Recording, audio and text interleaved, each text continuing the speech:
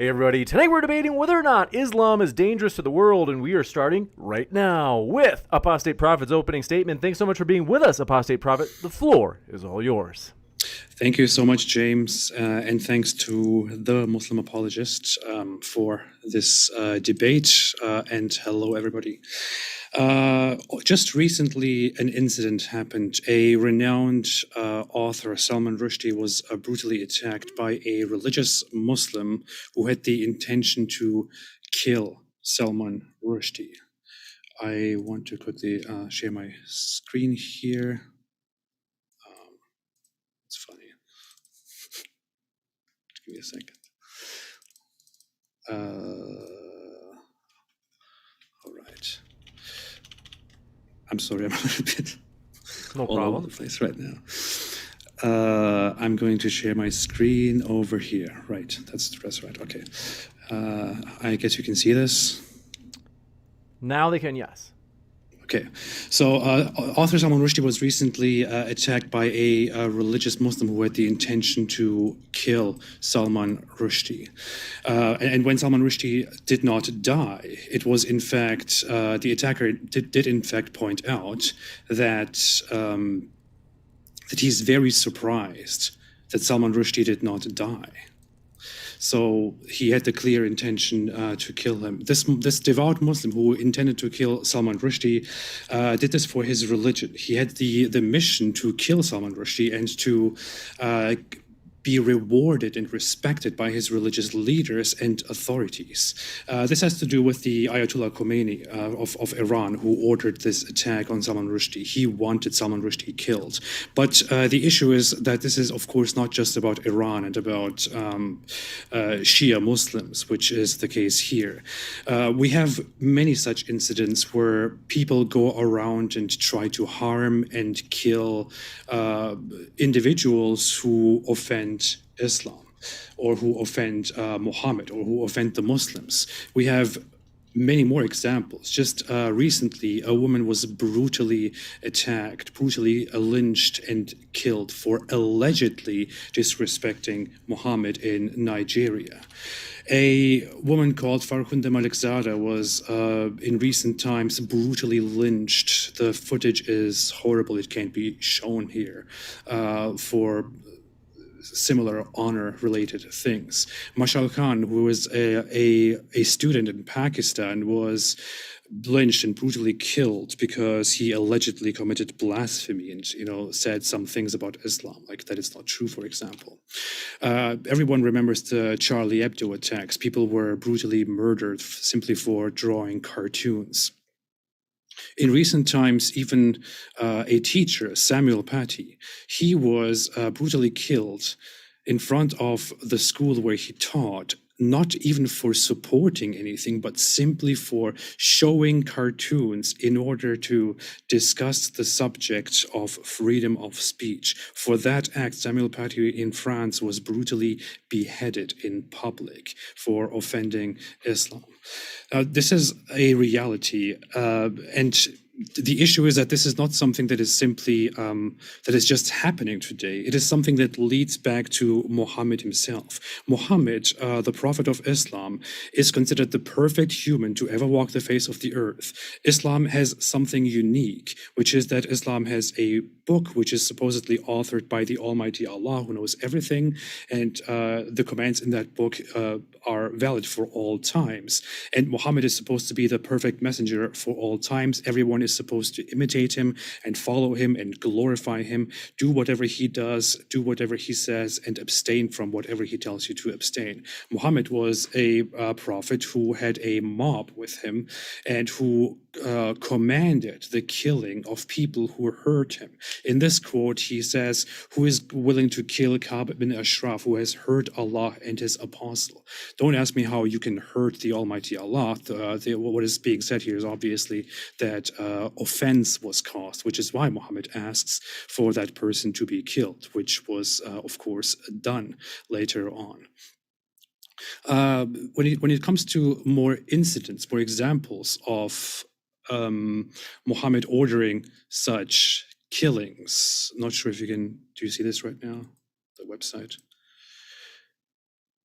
Okay.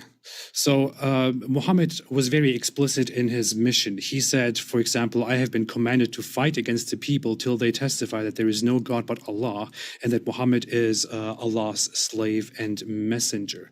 He had the very clear mission to not be peaceful, not spread peace, not say, hey, let's not fight, let's stop fighting, let's spread a beautiful belief, a beautiful new system. No, he came with the explicit intention to fight and to convert people.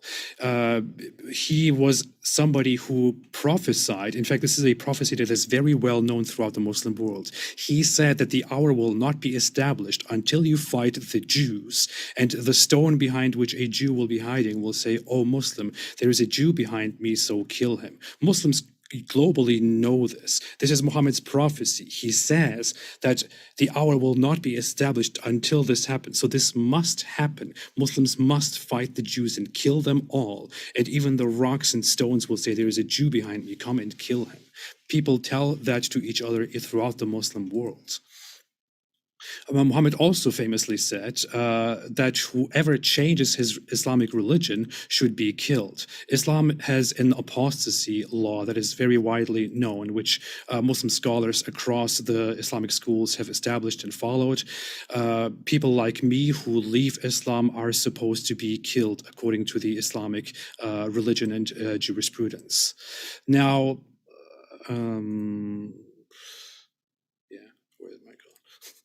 okay.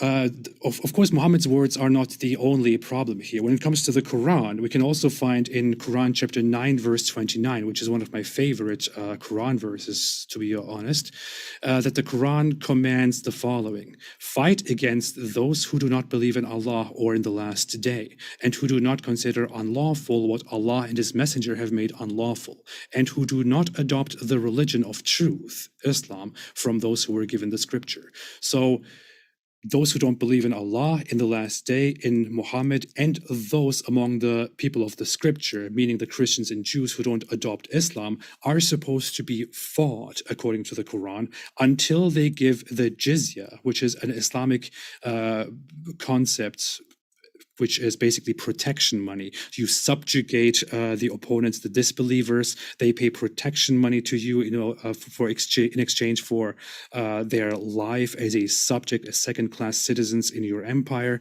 And if they don't pay that, then they are basically fair game. And it says, until they give the jizya, while they are humbled. It was always known in Islamic history that this is not merely a tax, but protection money imposed on the disbelievers in order to humiliate them and make use of them as subjects, because they are not equal to Muslims who just pay taxes. The Quran further very often describes disbelievers in extremely dehumanizing and insulting ways. For example, of course, a Muslim apologist would come and say, "Oh, this is just descriptive." But it says that Allah created for hell many of the humans and the jinn, which are mythical beings that don't exist. And it further says that they are like livestock. Rather, they are more astray. Further, it says in other Quran verses that those who disbelieve among the people of the scripture, meaning Jews and Christians, and the polytheists will be in hell forever. Those are the worst of creatures. It says the similar things in other verses as well. It repeatedly describes the disbelievers, those who don't believe in Islam, as basically lowly creatures which deserve no dignification. This is what Islam is. Now, we talked about the recent incident with Salman Rushdie, where a religious Muslim tried to kill him and did not succeed. This is not something that happens across the religious globe. It is something that is unique to Islam. It is only Islam which constantly and repeatedly sends shockwaves throughout the world by taking lives and attacking people in public. For example, a very simple challenge. I know some people will come and say, "But what about what happened in Spain in the 15th century?" Well, here's a very simple challenge. Give me one example in today's time of somebody being attacked brutally with the intention to kill, or somebody being killed because they offended a different religion other than Islam, and Muslims throughout and those people throughout their religious group actually celebrated it. You cannot find a single example. In the case of Salman Rushdie, for example, Salman Rushdie was attacked with the intention of killing him, and this is justified and celebrated or excused by Muslims across the world. If you want to pull up the public opinion on this, you will see that Muslims justify it, refuse to condemn it, and most Muslims on social media will end up celebrating it. You cannot find an example of such a thing anywhere across religions. It simply does not exist. Yes, you may find some oppression that happened 500 years ago in Europe. You might find other things that happened 2,000 years ago, human sacrifice, whatever it is. But we're talking about right now. Is Islam dangerous right now? Islam is the only religion which causes these problems over and over and over again. Other religions simply don't. And as you can see, Islam does not cause these problems because Muslims just, misunderstand their religion and are somehow affected by circumstances that have nothing to do with their religion. No, Muslims directly take these motivations to kill and to harm from their religion, which dehumanizes the disbelievers and which commands to fight the disbelievers until they are humiliated, until they are subjugated. There are so many more examples that we can go into, such as that Muhammad asked his loyal followers to go and destroy temples. Dhul Khalasa was a temple, for example. Muhammad famously said, "Who will rid me of this temple?" And then one of his loyal minions went and destroyed it and killed whoever was there. Muhammad actually applauded that and said, "May Allah bless you and your tribe." Muhammad had rough guys with him like Omar, who threatened to kill a child. 30 seconds left. Which Muhammad did not refuse by saying, "No, we don't do that." He simply said, "There is no reason to do it right now."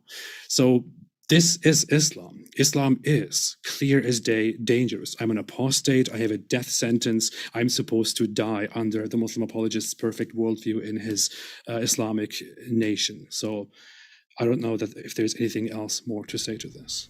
Thank you. You got it. Thank you very much for that opening statement. And folks, want to let you know, if it's your first time here at Modern Day Debate, we are a live debate channel, neutral, hosting debates on science, religion, and politics. So we don't take any stances ourselves as a channel. We hope you feel welcome no matter what walk of life you are from, Christian, atheist, Muslim, you name it. We're glad you're here. And with that, we're going to kick it over to Muslim Apologist for his opening statement as well. Thanks for being with us, Muslim Apologist. The floor is all yours. All right. Thank you, James, for that opening. So, by the way, just to be clear, how many minutes do I have? You have 12 minutes, and I forgot to mention, I did want to mention, thanks for tuning in with us, as it's somewhat early in the morning there, as Muslim Apologist is actually in Malaysia tuning in, so we appreciate you making that work with your morning schedule. And like I said, 12 minutes, the clock is set for your opening, Muslim Apologist. All right. Thank you, James. Assalamu ala man ittaba'a al-huda. I begin his opening statement with all absolute praise be due to the one true God of Abraham and his last messenger, Muhammad sallallahu alaihi wasallam. Alhamdulillahi rabbil alamin, wassalatu wassalamu ala ashrafil anbiya wal mursalin, wa ala alihi wa sahbihi ajmain. Rabbi shrah li sadri wa yassir li amri wahlul uqdatan min lisani yafqahu qawli. Amma ba'd. So the topic today is Islam dangerous to the world? We must first understand what the word dangerous entails. The police shooting a criminal who is about to kill women and children is a dangerous act. This, however, does not mean that it is bad or immoral. Violence and dangerous actions can be used to establish the greater good with a wise purpose or hikmah. To also imply that 1.6 billion people around the world are dangerous or have the tendency to be dangerous is a gross misrepresentation of the faith, redundant, and is clearly Islamophobia. We must also be clear that the goal of Islam is to lead all of mankind towards Islamic peace, or Pax Islamica. Muslims are taught to always adhere to the middle path, or wasatiyah. This is characterized neither by liberal nor radical religious thought, but through the promotion of tolerance, balance, equality, consensus, reformism, and in short, the summum bonum of all things that take the middle path to materialize as the Khairul Ummah, or the best of people.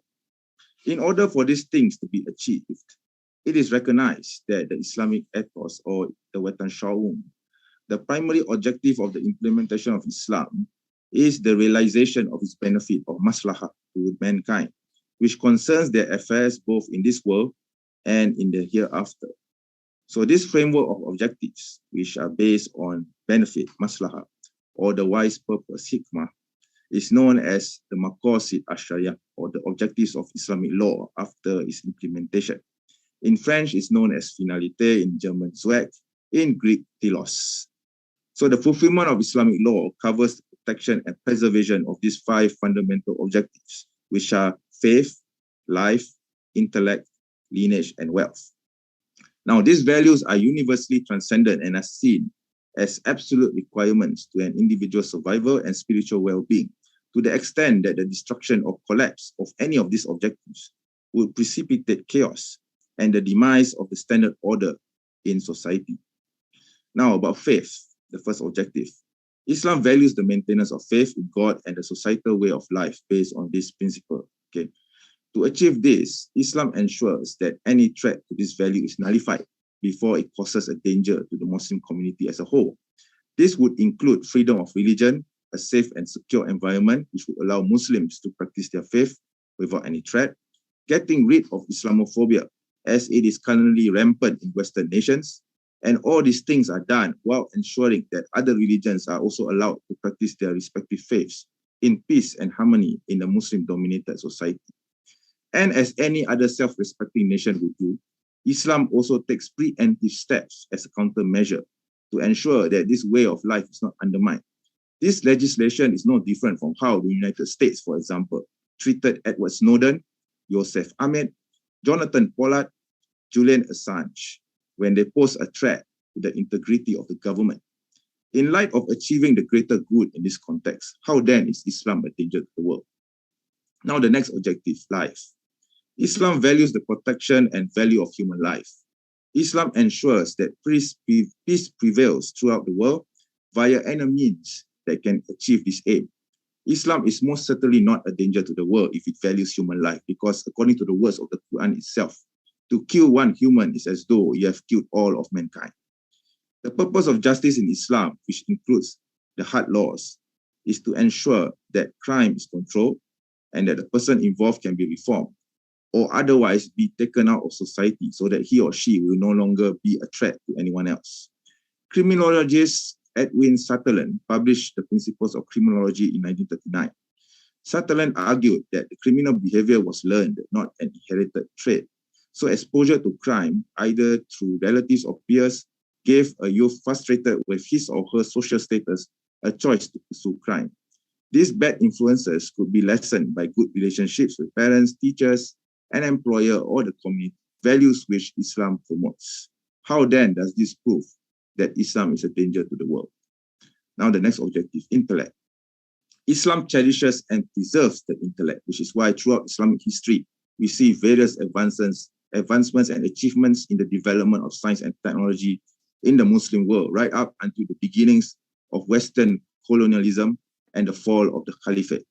At the same time, Islam also preserves and protects the intellect by forbidding alcoholism.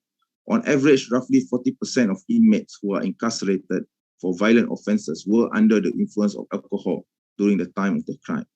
True, alcohol may give people happiness, but that happiness is temporary. Not only does it lead to criminal activities, but it also leads to other vices which ipso facto jeopardize or badly affect the other values that I've mentioned earlier. So tell me again how Islam is a danger to the world. Now the next objective, lineage. Marriage is deeply rooted in natural human instincts. We crave romantic affection. This is a natural human inclination. So sociologists call this pair bonding, and studies have proven that couples who are married are happier than non-married couples. Islam advocates the family unit and ensures that the lineage of mankind continues throughout the centuries. Towards this end, Islam ensures that the laws are in place to curb negative values that are a threat to the integrity of a family unit. And I'm not just referring to the Rainbow Club. Marriage requires sacrifices from both sides. Liberals are not interested in sacrificing their individual freedom. In the West, the concept of marriage is dying. People are barely getting married, and according to Pew Research, 70% of people will not choose to get married. Now you contrast this with Islamic law, which preserves marriage and the family. Islam does recognize individual freedom and other values, but it doesn't focus on them alone because there are more important values for a society and family to function. So again, how does this make Islam a danger to the world? The last objective, wealth. Islam encourages the preservation and maintenance of wealth. Islam does not frown upon capitalism. At the same time, Islam also encourages elements of socialism and welfare in the form of Islamic thief of zakat and sadaqah of charity. Islam also implements taxations which are just and fair to run an administration of a state. Islam also recognizes that being poor and needy leads to instability and chaos in society and tries to remove this by banning gambling and interest. This is consistent with what has been attested to by Western criminologists today, that a general disorder in the neighborhood leads to increased antisocial behavior and eventually to serious crime. So Islam does this without the need to rely upon secularist, humanistic values which are contrary to the Islamic economic and finance system. The implementation of an Islamic economic system has ensured success for Muslim nations even until today. We have Islamic bonds or sukuk and the Islamic banking system which have existed in Malaysia and in many parts of the Muslim world for over 30 years. So again, how does this support the position that Islam is a danger to the world? Now to summarize all this, Islam is basically a realistic and a religion of pragmatism. It does not see the world purely from dystopian or utopian lenses because the real world that we live in is neither this nor that, but it could be both in various situations. So in light of this, Islam does use force wherever and whenever it's necessary in order to achieve a wise purpose or hikmah behind every action and in the context of events. Now, it cannot be stressed enough that context is important in order to evaluate the every action of any Islamic ruling or values as recorded in the hadith or in Islamic history. Muslims are always taught to always strive for the middle path and are never taught to be extremists on either the left or the right of the political spectrum of things. Islam is a holistic way of life, which is the end result from the values derived from maqasid, as I've mentioned before. And this is one of the goals of Islam as well, to build a relationship between man and God, hablum minallah, and a relationship between man and man, hablum minan nas, in order to eventually move towards to and achieve Pax Islamica. So I cherish these values that Islam clearly promotes.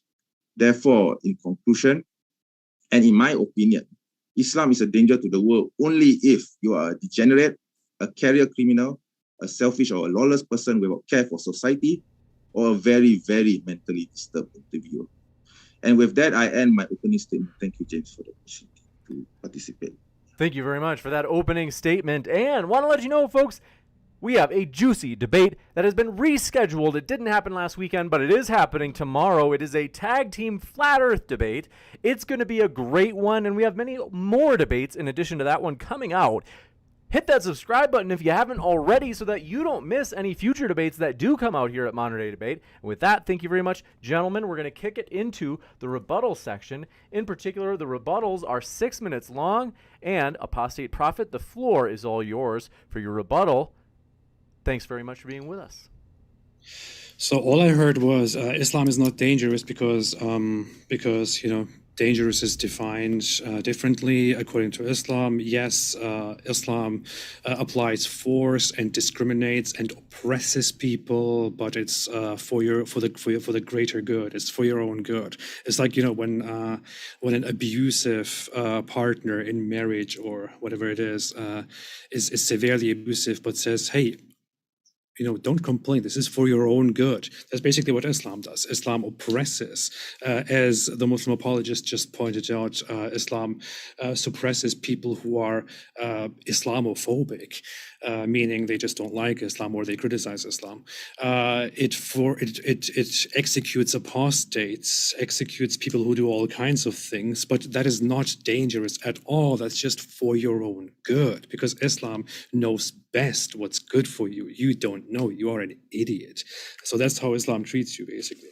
Now, one thing I find very funny, which is one thing that I had to catch, he says that Islam doesn't encourage extremism.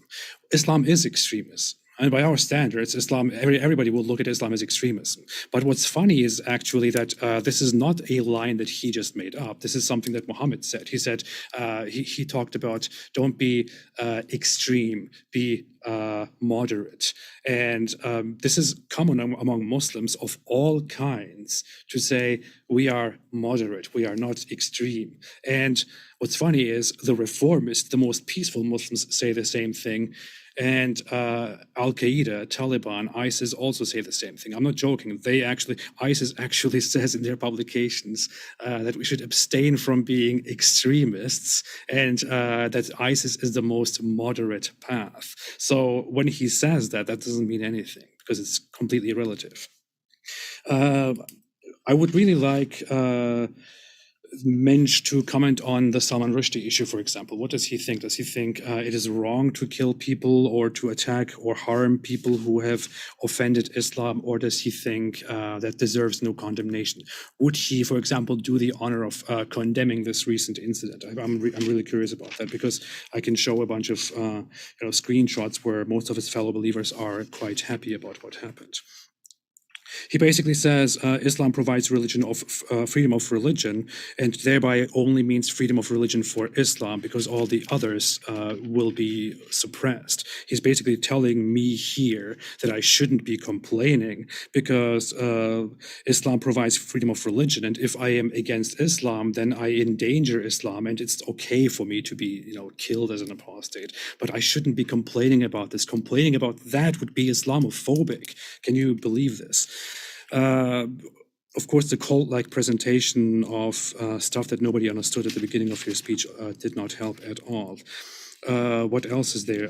He talked about the common benefit, the greater good of humanity, thereby pointed out that Islam cares very much about preserving faith. He did not really explain why, though, which is very interesting. I can make the same case for any value without explaining why exactly we need that value. He said that Islam values life, and said that Islam actually says whoever takes a life, it is as if he had killed all mankind. The actual quote is in Quran chapter 5, verse 32, and says, "This is what we said to the children of Israel," which, by the way, is wrong. The Quran just plagiarizes something from the Talmud. And it then says in the following verse after that, that those who wage war against Allah and his messenger and spread corruption in the land, that they should be crucified, their hands and feet cut off from opposite sides, killed or exiled. This is how Islam is supposed to deal with people who hurt Islam. But of course, he can say, well, that's not bad, because that's necessary, for the greater good. But still, Islam is totally against violence and totally values life. Yeah, well, you also value fighting disbelievers and correcting them, and then still say, but Islam values life. That's not really how it works. He spoke of intellect, which I find very funny. I don't even know what to say about that. Talked about lineage, which he proudly says that Islam values marriage and coming together, and in the West, people do not marry. What's funny is if you actually look at the divorce rates, you will find that Muslim countries are very high in terms of numbers of divorce per marriage. For example, Saudi Arabia has higher numbers of divorce than many European countries. And the same goes for many other Muslim countries. Islam also is not about a man and a woman and children. It's about a man, possibly 4 wives, sex slaves, and multiple children. Islam also allows for you to marry a little child. For example, I'm sure Mensch here will have no issue with the fact that Muhammad himself married a 6-year-old child when he was 55 years old and had sex with her. I'm sorry, James, I know you don't like when this is brought up here. Had sex with her I'm when okay she with was whatever you 9 bring years up, old. but you only have about 10 more seconds. When she was 9 years old. And so that is the family value of Islam. I don't think anybody wants this, anybody needs this. It is harmful, it is dangerous. Thank you. And time. We'll kick it over to Muslim Apologist for his rebuttal as well. Same thing for you, Muslim Apologist. Got the clock set for 6 minutes. The floor is all yours. Okay, thank you, James. Yeah, by the way, Mr. Aidamir, my name is not pronounced Menj. It's pronounced M-E-N-J. Please get that correct, right? They are my initials, okay? So anyway, what I've listened to, okay, all that rubbish that I've listened to from Mr. Aidamir is basically things that I've been listening to or refuted since 2003, okay, because I have this website called Bismika Awahuma, and most of these anti-Islam claims, exist like way back. Okay, so what he proposes here is really nothing new. Okay, so let me see now the notes that yeah, he gave examples of people being killed in the name of Islam. Okay, so if people are killing, other people in the name of Islam, that doesn't mean that that other person represents Islam. See, because Mr. Aidamir seems to have this impression that whatever happens in one remote part of the world somehow represents me, in a remote peninsula in Southeast Asia. So why am I being held accountable for something that happens in the US, in Nigeria, in the Middle East? I'm not an Arab. I'm a Malay. Okay, I'm a Malaysian. Okay, and of course we profess the same religion, Islam. But I mean, whatever actions that a Muslim does, or someone who claims to be a Muslim does in some remote part of the world, doesn't necessarily represent me. Okay. And of course, I mean, I don't, of course, agree to this sort of violence, okay, being committed against, other people in the name of Islam. But, he's conflating things. He's just, mixing up things. He's confusing things. The Islamic law, for example, as he talks a lot about the issue of apostasy. Not surprising because he claims to be an apostate himself. But the law of apostasy is only applicable in the Muslim state. Okay, if you apostatize in the Muslim state and you declare, basically you are declaring war against the Muslims. So of course, the law will be applied to you. Okay, so I would actually suggest Mr. Aidamir to actually take a look at this book and try to read the contents of this book and re-educate himself regarding the apostasy laws in Islam. It's written by Taha Jabir Al-Alani.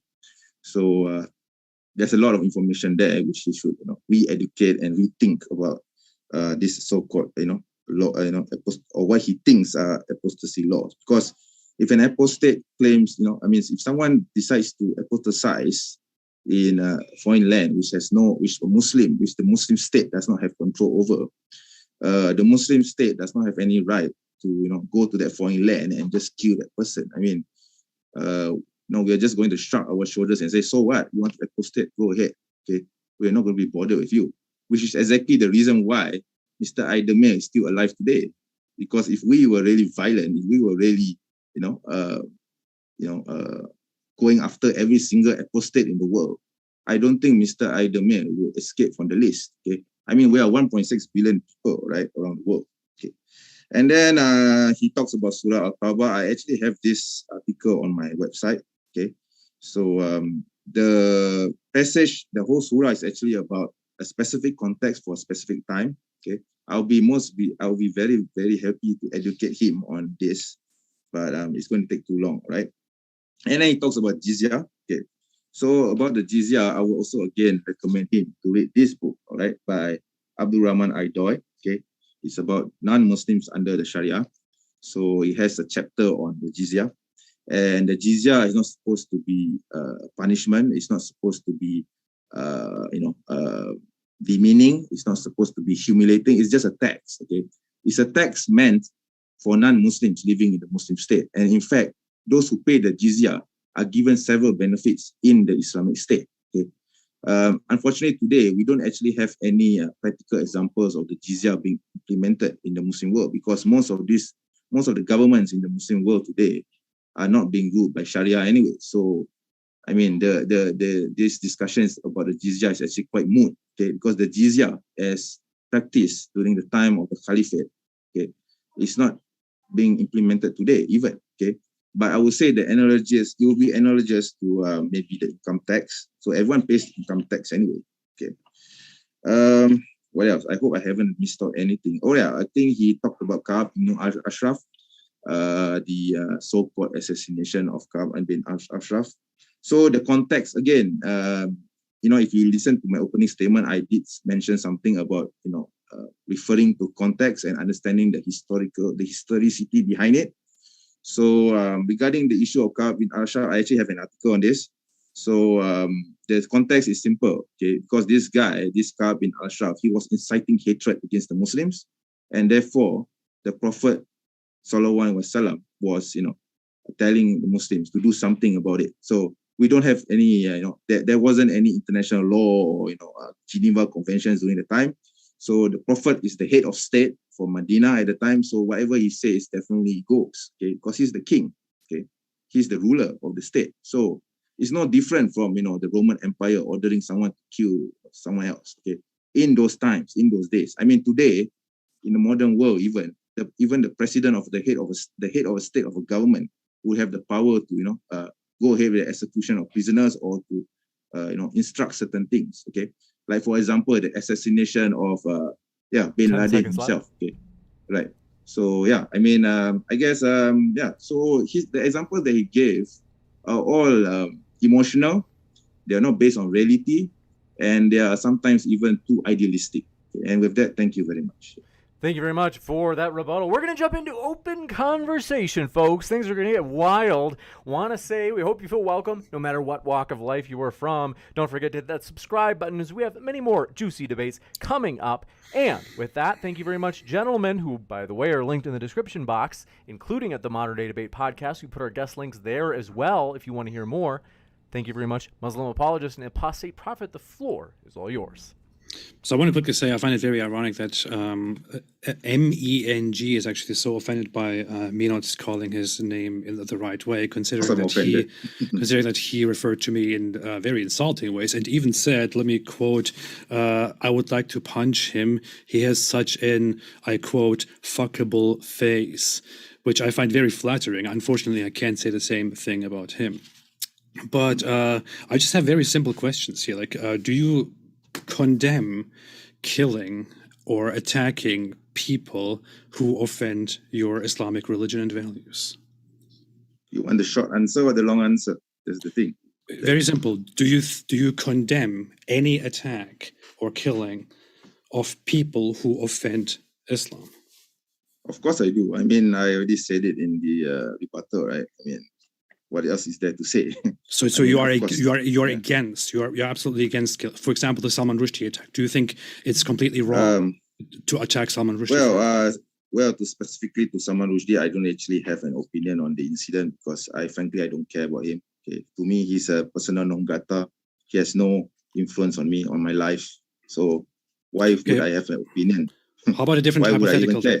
How about a different hypothetical? What if somebody draws Muhammad cartoons, like very obscene Muhammad cartoons, and makes fun of them and makes them like a cartoon character that has a spot out and all that? Do you think in the Muslim world, I think he'll be dealt with accordingly. But if it's done in the West, I can't do anything about it. And of course, I would condemn that action. I'm not going to accept that. I never am going to accept that. That's good. I appreciate that. That's good. So you think it is totally wrong to harm those people? That's very nice. No one has the right to harm that person unless if he's in the Islamic State, right? So then there's a different story. Okay. So what you're saying is, I'm totally distorting things because I'm making it look like Islam is very violent and offensive and oppressive. Because yes, you are. Because Islam is not right like that at all. Because only in an Islamic state would we all be slaughtered for offending Islam. Outside of an Islamic state, that wouldn't I wouldn't That's what use you're the saying, word right? slaughtered. I think that's very biased and very prejudgmental of you to say slaughtered. Okay, because there are laws and processes, court processes. Okay, I mean, you're not going to be dragged to some forest and be beheaded, right? There's a judge, there's a jury, there's witnesses, the whole process. There's a whole court process. So I think it's quite disingenuous of you to say slaughtered. Okay, I mean your choice of words clearly tells me that you have this prejudice and biased opinion of Islam. Okay. I'm sorry. Okay, I guess I apologize for the offense that I caused.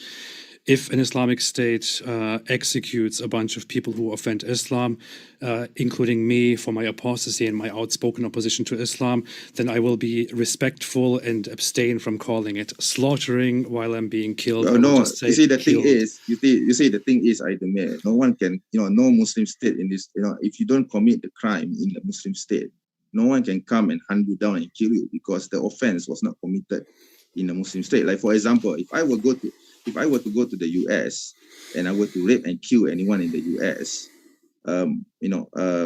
would my government come and drag me to the courts here in Malaysia and trial me for that? Because the offense was committed in the US.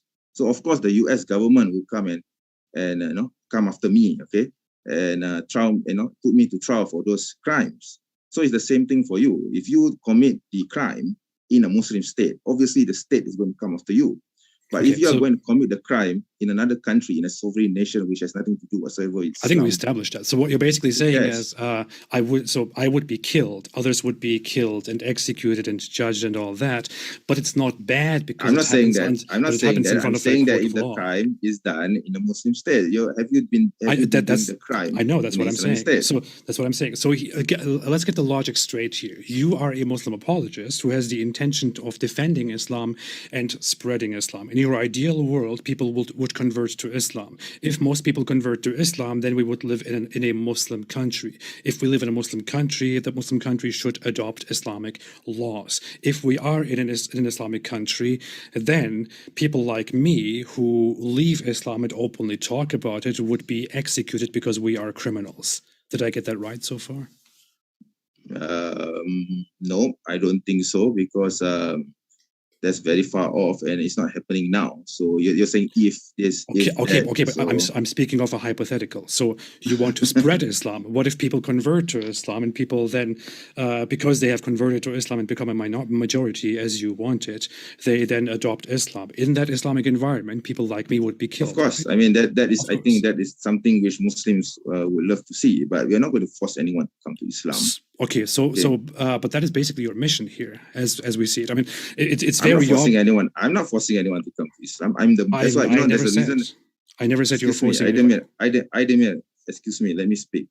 First of all, there's a reason why I call myself the Muslim apologist. I don't call myself the Muslim dime or the Muslim, caller to Islam. Okay, the reason why I call myself the Muslim apologist is because I personally do not have any intention whatsoever to convert anyone to Islam. I only come here to defend Islam, to present Islam as it is, and to present, and to refute people like you who are spreading lies about Islam. That's it. Okay. Did I ever say that you want to convert, that you want to force people to convert to Islam? I never said that. But you seem to imply so. You seem to lump me into those who want to convert. I never said that you want to force people to convert to Islam. What I'm saying that's what is you're implying. Your Muslim apologists are out here defending Islam or preaching Islam. Yes. So I'm not preaching Islam. I'm defending Islam. There's a difference. I mean, you are basically doing the same thing if you go out here and try to. If you want to put, split hairs, then whatever it is. Okay, whatever. Whatever. I don't care what you personally do, but Muslims have the mission to spread Islam, and I guess I mean you are definitely aware of the fact that it is a Muslim mission, as Muslim scholars have acknowledged, and as Muhammad himself said. Don't forget to say Sallallahu Alaihi Wasallam, to spread Islam and to make everybody convert to Islam. If everybody converted to Islam, then we would get to such a state in which people like me would be executed. I mean, this is the basic logical conclusion. This is what that entails. So what we are. If you live in an Islamic state, then maybe. But, wonderful. So do you think it's wrong? Do you think it's The war wrong is for huge. states You can to always- oppress Muslims? Do you think it's okay for a country to put Muslims in concentration camps because it perceives Muslims as harmful people who, corrupt or endanger the culture and the system of the nation? Do you think that's okay? It's Because happening that's- now. It's happening Yeah. now. So do you think it's I mean, right? Of course, I don't think it's right because as a Muslim, Why? I feel the pain of my brothers and But sisters. it's the law. It's their law. So they Right. can do whatever they want. Yes, exactly. So that's why. So I can't do anything about it. What can I do about it? So people say, or there are many reports that Uyghur Muslims, an ethnic minority, and also other ethnic groups and religious groups, by the way, but mainly the Uyghur Muslims, are apparently brutally oppressed in China and taken to what you could call concentration camps and forcibly re-educated and so on. But if we want to go by your logic that, it's not wrong because, a country has laws and all that, then we should also accept that China oppressing Muslims and forcibly re-educating them and making them loyal minions of the Chinese totalitarian state is also not wrong and not bad because they're just doing what's best for them. It's just the law, right? Well, the issue of the Uyghur, I think that's a very complicated issue. It's not as straightforward as you would think it seems. Of course. Okay? Now it's complicated. Now it's complicated. Yeah, of course, because I know no, please don't cut me off, right? Basically, the issue of China and Uyghur is a political matter, right? So it's not really because of persecution of their religion. Okay? It's because of other nationalistic issues, right? So these Uyghurs, they were sent to concentration camps because, the China is basically an atheistic nation. You're actually condemning your own fellow believers. Atheism is not a religion. Okay. I don't have I mean, anything to do with that's why that's your definition of religion. But for me, atheism is a form of religion in a way. I mean, everyone has a religion. Okay? This is a very nice ideology. deflection, but you're completely going astray from the actual topic. It doesn't matter if it's a let me national go back. political Okay, issue all or right. whatever it is. It is about laws you're and cutting me what off China again. You're cutting me applies off again. because you're changing the topic. You're cutting me off again. I have to go in 2 I'm minute reversing seconds back if it the can't topic, be, right? just to make sure there's no speaking over each other. Yeah, okay, sorry about that. But anyway, the thing is, the Uyghur issue for me is something which doesn't really relate to religion. And of course, I disagree with what China has done. But, there are specific contexts and, ethnic considerations there. Okay, there are, a Muslim population in China, which is not Uyghur, by the way. They are not being sent to concentration camps. Okay. And, the Hui Muslims, for example, they have been there for centuries. Okay. Islam is a recognized religion in China, okay, by the way. And other religions are actually banned. Okay. So the issue of Uyghur is much more complex than you may think. It's not about, oppression of Muslims. Okay, here's the thing. It doesn't really matter whether it's on a religious basis, an ethnic basis, a political basis, whatever it is. You see that many of your fellow Muslims and Muslim apologists go out there protesting and condemning China, for example, and accusing them of horrible crimes, say this is wrong, when will the world step in, and so on. Well, with all due respect to them, I don't think they understand the situation in China. Do you think they are xenophobes? Do you think they are anti-Chinese propaganda people? No, I don't. Because they spread hate. No, but I don't. But here's the issue, though. When I oppose Islam because of Islamic laws and the policies that Islam presents, you say that I am an Islamophobe who, yes, twists you are. things and whatever it is. Without a doubt. But without a doubt, you are. Because you say those things are not bad because it's just the law, But when your fellow Muslims protest against China and condemn China for their mistreatment of minorities, then you refuse to apply the same standard to them. If you did apply the same standard to them, you should also turn around and say, hey, you guys, you fellow Muslim brothers, you are actually spreading anti-Chinese hate. You are xenophobes. This is totally unacceptable. Please stop it. It's the same logic. Exactly. I'm not going to stop them. I'm not going to stop them because they're right. Just as I can't stop you from speaking against Islam, even though I disagree with you. See, I'm not going to go and hunt you down and cut off your head. I can't do that. Well, you're being very hypocritical. That's the issue here. No, I'm being inconsistent with your own logic. I'm being very consistent here. Okay.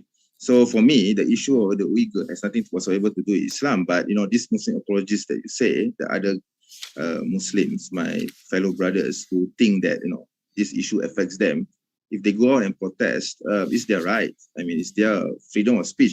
Aren't you the one who, promoting so-called freedom of speech, and you're blaming Islam for not promoting freedom of speech? So it's kind of, disingenuous, I would say, for you to, say that they can't do this, but just because, and I think that the issue of, apostasy in Islam is much more larger than, your narrow-mindedness, I would say. It's actually not very complicated. Yeah. It's not very complicated. Islam is very clear on this.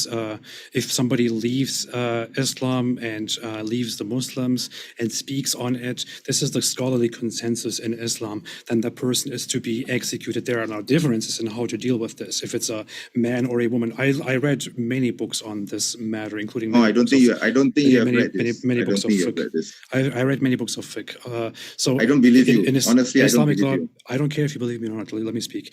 In Islam, according to Islamic law, according to the Islamic consensus, apostates, people who leave Islam and openly say that they left Islam, are to be executed. The only differences are regarding how long you should wait to execute them, if it's a man or a woman. Some say a woman can't be executed, others say a woman could be executed, or if somebody is a born Muslim or a convert to Islam. And there's also a difference of opinion on whether the person after leaving Islam was hostile toward Islam or not. If the person was not hostile, then there is a possibility of forgiveness, while if the person was hostile, like me, for example, then forgiveness is impossible. We should be executed, and so on. This is basically the universe of apostasy laws in Islam. And what we can say is that apostasy punishment clearly exists in Islam. There is no reason to deny this. People who leave Islam and openly say it are to be executed. Sorry, Aidamin. Why are you saying that I'm denying the apostasy laws? Because I'm not denying it. Because you're beating around the bush and saying that I'm twisting things. Just let's just say it. Apostates are to be executed in Islam, and that yes, is they are. oppression. They are, but yes, they are, but there are conditions for it. There are conditions on why the crime was committed, how the crime is committed, and the reasons behind it. Okay, so That's what I just said, if you, but you're generalizing, and you're making this assumption somehow that wherever the apostate is, whether he's in the Islamic State or whether he's outside of the Islamic State, he is to be killed. But this is not the case. You see, I never said such a thing, nor did I imply. You definitely imply this. And you seem to think that you're going to be killed at any second opportunity. No, I don't fear for my life. I'm completely fine, and I'm in America. I have the means to defend myself. I mean, come here. Yeah. I will show you. Well, come for me. But here's the issue. Here's the issue. You are deflecting from the actual problem by bringing up things that I never ever said. I'm not saying, oh, Muslims are out there to kill me. They can kill whatever they want, and so on. I never said these things. Very, very simple. Islam commands the killing of apostates, of people who leave the religion. Please stop for a moment and see this. Leave the religion. What is this, man? Yeah, see this. So what is this? I have an American passport. So what? If you're thinking, Muslims are violent and evil, and they're going to hunt down and kill every single apostate in this world. I never said that. What's stopping me from to the US and come and hunt you down if I wanted to do that? I mean, I never said that. Right? I still never said that. Imply that somehow your life is in danger. No, I didn't. The apostates are going to be killed anywhere they are going, anywhere they live. I mean, that's really Islamophobic. I said just now that my life is not in danger. I don't fear for my life. You just went on talking about your life, about apostates being hunted down and killed. Okay, you just did that for like a few seconds, right? I said I said that people are killed repeatedly in the name of Islam. No other religion has such a thing. And I already repeated that. I did say that anyone who's killed in the name of Islam doesn't necessarily mean that they are being killed in the name of Islam, right? Okay, there are criminals in society. Okay, if someone were to kills you or anyone else in the name of Islam, does that mean that person represents Islam? No, it does not. Okay. It's that simple. Okay? The topic of our debate is you're blaming Islam for it, and you keep saying Islam does this, Islam does that. I'm denouncing this type of people. I mean, if this attacks happen in the name of Islam, then Yeah. So what's the issue here? Here's the issue. And it's different, and it's it's totally different from the laws of apostasy. Okay. So yeah, I mean it's related. I'm pretty sure it's related. You seem to think that whatever is brought up in a debate must be connected 100% to the other thing and must be a cause of the other thing. No, it doesn't. No, it's yes, not. Of course. Here is the issue. The topic here is not that Islam explicitly allows hunting people around the world. That's not the topic, and I never implied that. The topic is clearly, is Islam... Yeah, people see that. Okay, I will not deny that anymore. The topic is Islam dangerous? And in order to make the case that Islam is dangerous, I said that Islam is the only religion, I challenge everybody, prove me wrong, which repeatedly endangers, harms, and kills people, and where many people in the religion are happy about it and approve of it, and they are inspired. They are inspired. Just a second. Let me finish my point. And they are inspired by the hatred and the violence that comes from Muhammad and from the Quran, which repeatedly dehumanizes people. That was the entire point. Islam is dangerous because of this influence which leads to the violence. I didn't say Islam actually does this or commands this. I mean, that's a total joke. Okay, I was laughing. In my heart when I heard that. Okay, I mean, history. I mean, you see wars committed in the name of religions apart from Islam. I mean, and there are wars committed against Islam. Okay, like the Crusades, the Inquisition.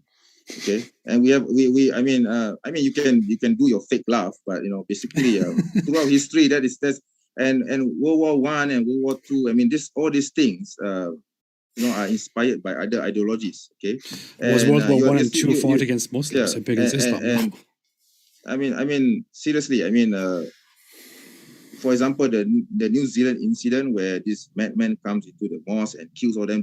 Do you agree to that? I'm pretty sure you are laughing right now. Everybody condemned it. I was there on the day. You say that with your lips, but you never made a video. You never made anything. I did. I condemned it right on that day. I've never seen it. Well, if you don't see, that's not my fault. I made a video on it and also a stream. I mean, you keep talking. You keep harping. Also, look. The issue here is everybody. Someone Rushdie, but you never talk about the New Zealand incident. You never talk about Anders Breivik killing the Muslims. You never talked about, Anders Breivik didn't kill Muslims. You never talked about America going to Iraq and killing millions of Muslims. You never talked about Afghanistan, where thousands and millions of Afghans were killed by American soldiers. How many Muslims did Anders Breivik kill? And don't forget the Bosnian War. Let's not forget the Bosnian War. The Serbs how many Muslims were inspired by their religion to kill Muslims. Okay. Yeah. Okay. Let's not forget. Are you going to have a conversation with me, or do you just want to rant? I mean, I already made my point. I think I already made my point. Okay. How many Muslims did Anders Breivik kill? Sorry, I misspoke. Not Anders Breivik. Sorry, I wasn't. He didn't kill any Muslims. You are talking. Not that I know of. Not I know of. But he did kill a lot of people. Oh my God! Right? Can you please let me speak? I mean, I already let you speak, so let me speak. All right. You are speaking forever. I'm waiting for you to stop so I can speak, and whenever I start speaking, you jump in again. Okay, go ahead. All right, sorry about that. Sorry if I interrupted too, okay? It's hard to pay attention to that sometimes during a debate. The Christchurch Mosque massacre, where a white nationalist in the name of his own ideology went and killed a bunch of Muslims. It was inspired by Christianity. It was inspired by Christianity. No, it was not. Did you read the guy's guy's manifesto? I read the manifesto. Does he say in there that he did it because of Christianity?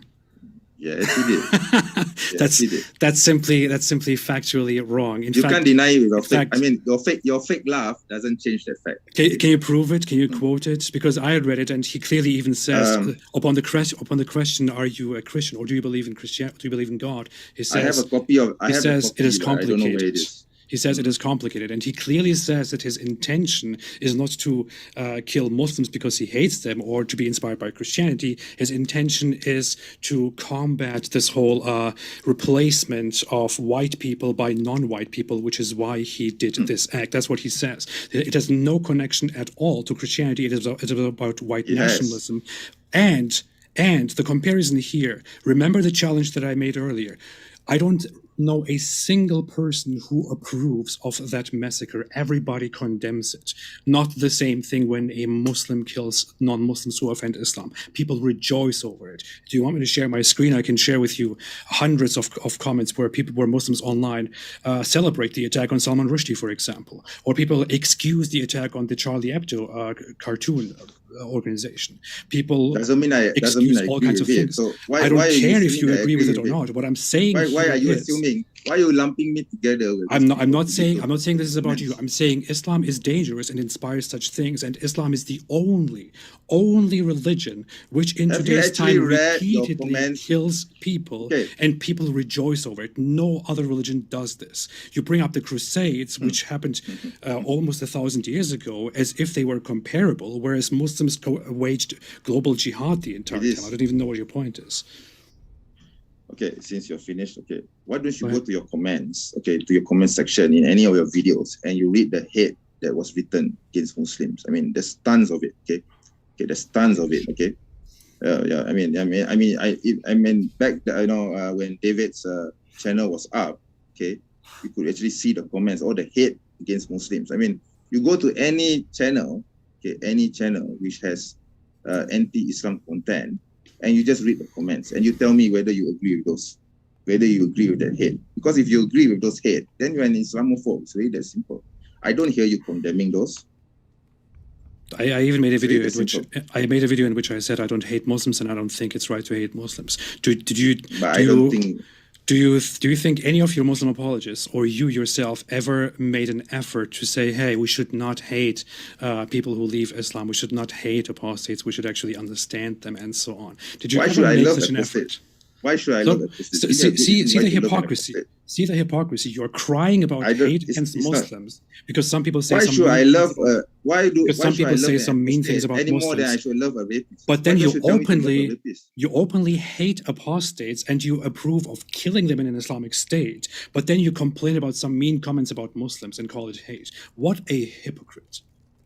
I'm not complaining. It's their right to make that comment. I'm just pointing out your hypocrisy because you're saying, oh, Muslims are happy that Salman Rushdie was stabbed, but you don't seem to see in your comment section where people are saying, oh, Muslims are so evil, they should be killed and destroyed. Show me one comment that says there's so much.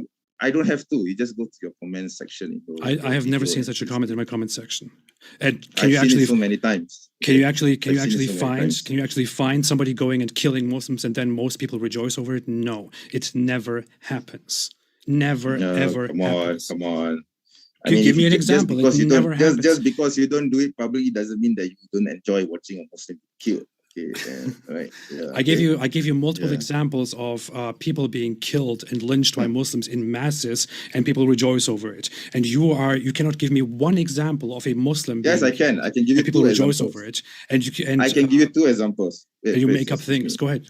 No, I'm not making up. This is back in Nazi Germany. So these two individuals, Ernst van Roth and Reinhard Heydrich. So these two Nazi officials were killed by Jews. They were assassinated, and the Jews celebrated. They openly celebrated the killing of these people. So I mean, why are you laughing? I mean, you gave me you asked me to give you an example, right? So I did. I just did. Right. So I think this is actually a natural reaction of any human anyway. So why are you making it a big issue? It's nothing. It's nothing to be shameful about. So I'm pretty sure you were celebrating when Bin Laden was killed anyway. So I challenge you to give me an example of one religion which does the same thing of killing people who offend the religion and people celebrate it across the religious group. And you want me to read Deuteronomy? And you cannot give me a single example, but instead go back to the Nazi Germany where some Jews killed Nazis. Are you kidding me? That's actually a perfect example, right? It's a perfect example, an amazing example. What do you think would it be okay by your logic if we established policies in non-Muslim countries where we said, hey, you know what? Islam is a dangerous and harmful religion. It causes degeneracies and so on. So we should therefore ban Islam and execute whoever preaches and converts to Islam. By your logic, that should be completely acceptable because we are just looking out for the betterment of our own civilization and establishing laws. So you shouldn't be complaining about this. You shouldn't call it Islamophobia. You should put out your neck or get out. Isn't that right? Well, you should stop being a hypocrite, you see, because in the Bible, if you read Deuteronomy 13, okay, if you read Deuteronomy 13, Yeah. I'm going to read out a passage to you, so please keep quiet for a moment, all right? Sure, yeah, okay. If a prophet or one who foretells by dreams appears among you and announces a sign of wonder, and if the sign of wonder spoken of takes place, the prophet says, let us follow other gods. You must not listen to the words of that prophet or dreamer. The Lord your God is testing you to find out whether you love him with all your heart and with all your soul. It's the Lord your God you must follow, and him you must revere. Keep his commandments and obey him, serve him, and hold fast to him. The prophet or dreamer must be put to death for inciting rebellion against the Lord your God. Okay? Yeah. That prophet or dreamer tried to turn you away from the way the Lord your God commanded you to follow. If your very own brother or your son or your daughter or the wife you love secretly entices you, let us go and worship other gods. Do not yield to them, do not listen to them, show them no pity, do not spare them or shield them. You must certainly put them to death. See, the apostasy law is in the Bible. I don't see you complaining about it. I don't see you saying, oh, you Jews and Christians, you're killing apostates. Your law is telling people to kill apostates. Why are you not denouncing it? Why are you focusing on Islam only? First of all, I find it... So you're being a hypocrite. Okay, I find it very funny that you actually quoted a Bible passage under which Muhammad would be executed because he was a false prophet who claimed to preach in the name of God. No, he's not. According to the Jewish law, Muhammad would be executed. No. I mean, that's what the logic entails. But he says coming to your assertion of hypocrisy, can you show me an example of people today killing false prophets and people rejoicing over it? Go ahead. Aidemir, you made a false statement about the prophet, so I'm going to deal with that first, all right? So you said that, according to Jewish law, the Prophet Sallallahu Alaihi Wasallam is going to be killed, right? But the answer is no. He did not tell people to worship false gods. He tells people to worship the one true God of Abraham. And even Jews until today acknowledge that the Prophet Muhammad is a Noahide prophet. Okay, do you even know what the Noahide law is? Yes, I know what the Noahide law is. The Noahide law is a law that is presented by the Jewish rabbis, according to which Noah was instructed to give people the command to abstain from certain things, to worship one God, to have some basic human laws aside from the Jewish laws, which are more extensive, because there are certain things that all humans, whether they are Jewish or not, must abide by, including worshiping one God and not worshiping idols. Here is the issue, though. It also says that you are supposed to kill a prophet who presumes to speak in God's name but doesn't, but says false things. If you evaluate Islam by biblical standards, you could quickly come to the conclusion that Muhammad clearly speaks in the name of, claims to speak in the name of God, but doesn't even know the biblical God's name, doesn't do anything the biblical God does, has no witnesses for his prophethood, completely bends the law as he wills, abolishes all kinds of Jewish laws, says the Sabbath was only a punishment for the Jews from God because they were too dumb or too evil or whatever it is, or too disobedient. I mean, this is, under these standards, he would be executed. I'm merely bringing this up because you are bringing up this passage. But here is the issue. You are supposed to show me that this actually applies today and that people actually go around killing false prophets or apostates. Does it happen? No, it doesn't. When did it last happen? Can you tell me? Well, if it doesn't happen or happen, that's up to the Jews, Christians to decide. You say you are living in a society which claims to follow Judeo-Christian traditions, but they don't follow Judeo-Christian traditions. Okay, I mean that's why we live in a secular society. Not. Yeah, exactly. So of course you're not going to see Jews and Christians applying their own laws. They're not following their own religion. Okay, that's the whole point. Okay, and another thing. That's the entire point of secularism. Stop. You made a lie about Islam, so I have to refute it, okay? Go ahead. You are saying that, the prophet doesn't know the name of the one true God, okay? I mean, that's ridiculous. I mean, we have 99 names in the Quran for God. So is that the topic? Tell me, What? Okay. It's not a topic, but I need to refute you. Okay. So you keep saying, I know about your videos. Okay. You keep saying that Yahweh is the name of God. Okay. But it's not. It's a pagan entity. Okay. And of course, we Muslims will not recognize this entity. And I'm going to prove it. Can you repeat that? Can you say that Yahweh is actually a pagan entity's name? Yes. And this is the pagan God here, right here, right? Okay. So this, if you can look at, okay. So why would I want to worship this being? I don't believe in this being as God. Okay. So your lie, I know where you get this lie from. I know you got it from David. All right. So you don't David never talked about this. I'm actually the first person who ever extensively talked about this. I'm pretty. No, you're not the first person. That's the thing. You're not the first person to come up with this issue of Yahweh being the name of God. Okay.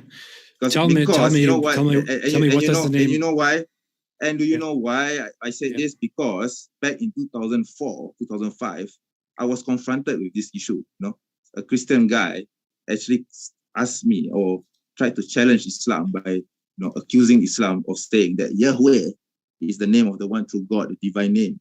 And therefore, Muslims are not on the true path because Muslims do not know this Yahweh. And I refuted him. Okay. So what you're presenting here is nothing new. Okay. I'm just taking it. I know it's nothing to do with it. If you want to have a debate about the name of God or about whether Islam is true or not, we can gladly have that. I would love it. And I would love to show to everybody how ridiculous Islam is. But I just want to, since you brought it up, since you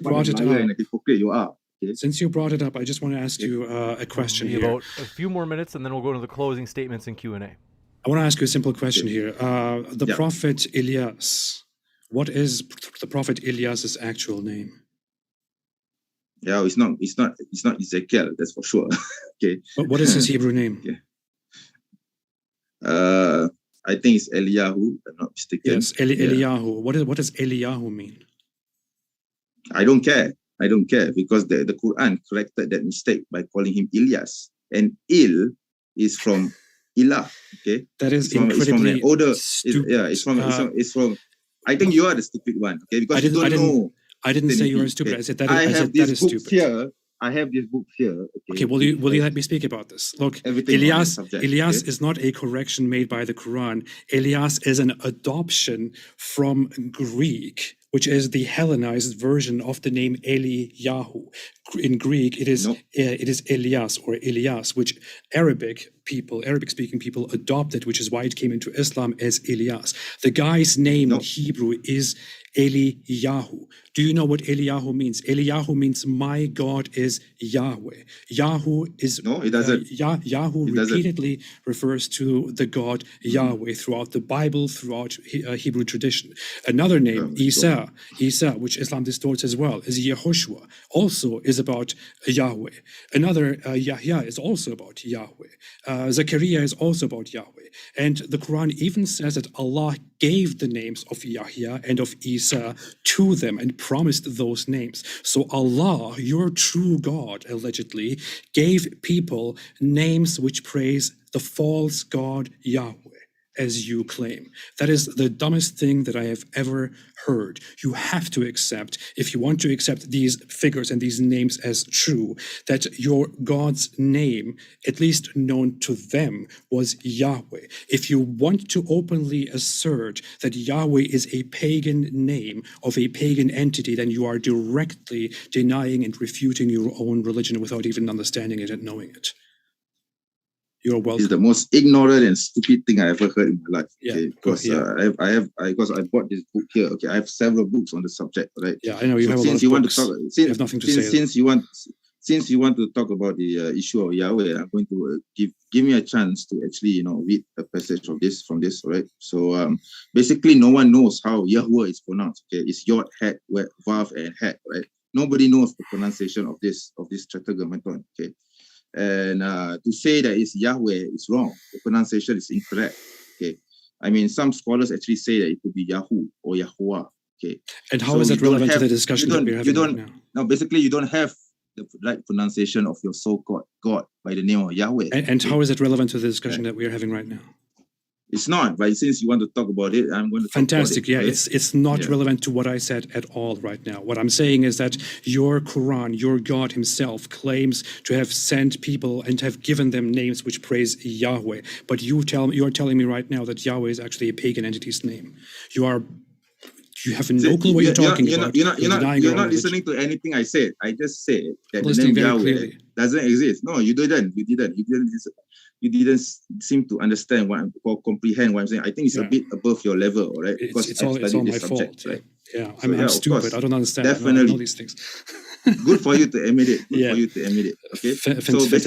So basically, okay, this word Yahweh, nobody knows its pronunciation. Nobody knows how it's pronounced. And of course, very nice changes off topic. And the Quran, nothing to do with the Quran is going to avoid this. Sorry, please let me speak, all right? So basically, the name Yahweh is a pagan god which existed in Canaanite times, okay? And of course, Islam is going to avoid using this name because this name is an idol, okay? And therefore, it's a pagan god, okay? So the so-called claims that you made about the prophets allegedly using the name Yahweh, we don't know how it's pronounced, okay? We don't know how it's pronounced. Jews did not care about how it is pronounced. What they cared about is to preserve the letters, which is why it is even until today. Stop. Or Yahu is a short form which praises the God Yahweh and has been known so forever. I don't believe that the God Yahweh is It is impossible that such a change happened. It is throughout Hebrew tradition and throughout the Hebrew Bible, it repeatedly refers to Yah or Yahu as you're not listening to anything I say, right? I am clearly listening, and I'm telling you that you have no clue what you're talking about. Yahu is the name of the Hebrew God, of the biblical God. And your Islamic scripture contains names like Jesus, Yahya, John, or Elijah, or Zechariah, which the name of Jesus in the Quran is not Yahuwah, okay? It is Isa. It is Isa. Yeah, it's Isa. It has nothing whatsoever to do with Yahweh. It's nothing to do with anything in Hebrew, okay? It's a name which was taken from the Aramaic. Okay, and what is the name in Aramaic? In Aramaic, not Hebrew. His original name in Aramaic is Isho. Okay, nothing to do whatsoever with Yahweh. And what do you think Isho is? What do you think that is? It is Hebrew origin. It is Hebrew origin. Yeah. No, it's not Hebrew. It's Aramaic. Oh see, my God! You're confusing. You confuse things again. See, I'm going to let you finish. I'm going to let you finish in 30 seconds. MENJ, and then we're going to go into closing statements, starting with Apostate Prophet. So you got 30 seconds, and then we'll go. It is a well-known fact that the name of Jesus. MENJ was starting his response. I want to give him a chance to. Go ahead, sure. Yeah. Okay. Yeah. So basically, the name of Jesus, the original name of Jesus, is in Aramaic, and it's Isho. Okay. Nothing whatsoever to do with Yahweh or whatever it is that you're trying to spew here. Okay. So I mean, if you want to have a debate on this, I'm more than happy to oblige. Okay, but since you brought it up, I had to talk about this. Okay, so this false god Yahweh, okay, is a pagan god that existed, way before the Mosaic religion. Okay, and it came from Nubia. Okay, and scholars don't even know how Yahweh is pronounced. Okay. And frankly, I don't have any problems also with the Tetragrammaton, but it's just that you seem to think that it's pronounced as Yahweh, which is wrong. And the Jews themselves, they don't even know how it's pronounced, and they replace it with Adonai. And Jews accept that Muslims worship the same God. Yeah, so I don't know what the issue is. Okay, so yeah. We're going to jump into the closing statement, so don't worry, Muslim apologists, you'll get a chance to finish up on that point. But first, we're going to go over to Apostate Prophet for his closing statement. These are 5 minutes. Floor is all yours, Apostate Prophet.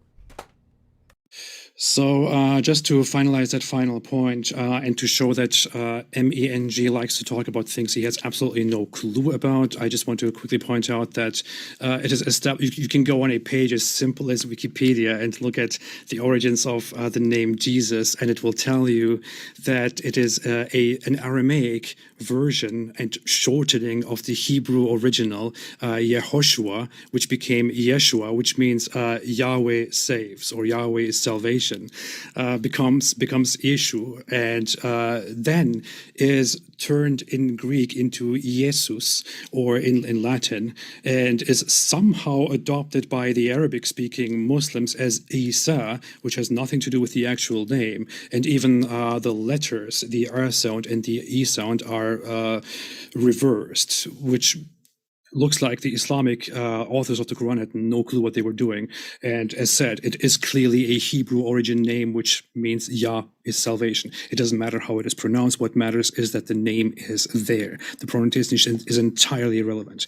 Now, coming to the actual topic, everybody has seen, as it has been established, that Islam is a dangerous religion. Islam does advocate oppressing people, banning free speech, killing blasphemers, killing apostates. There's so much more. Of course, I didn't even go into the whole, child marriage and pillaging and taking slaves and sex slaves, waging war against the world and all that.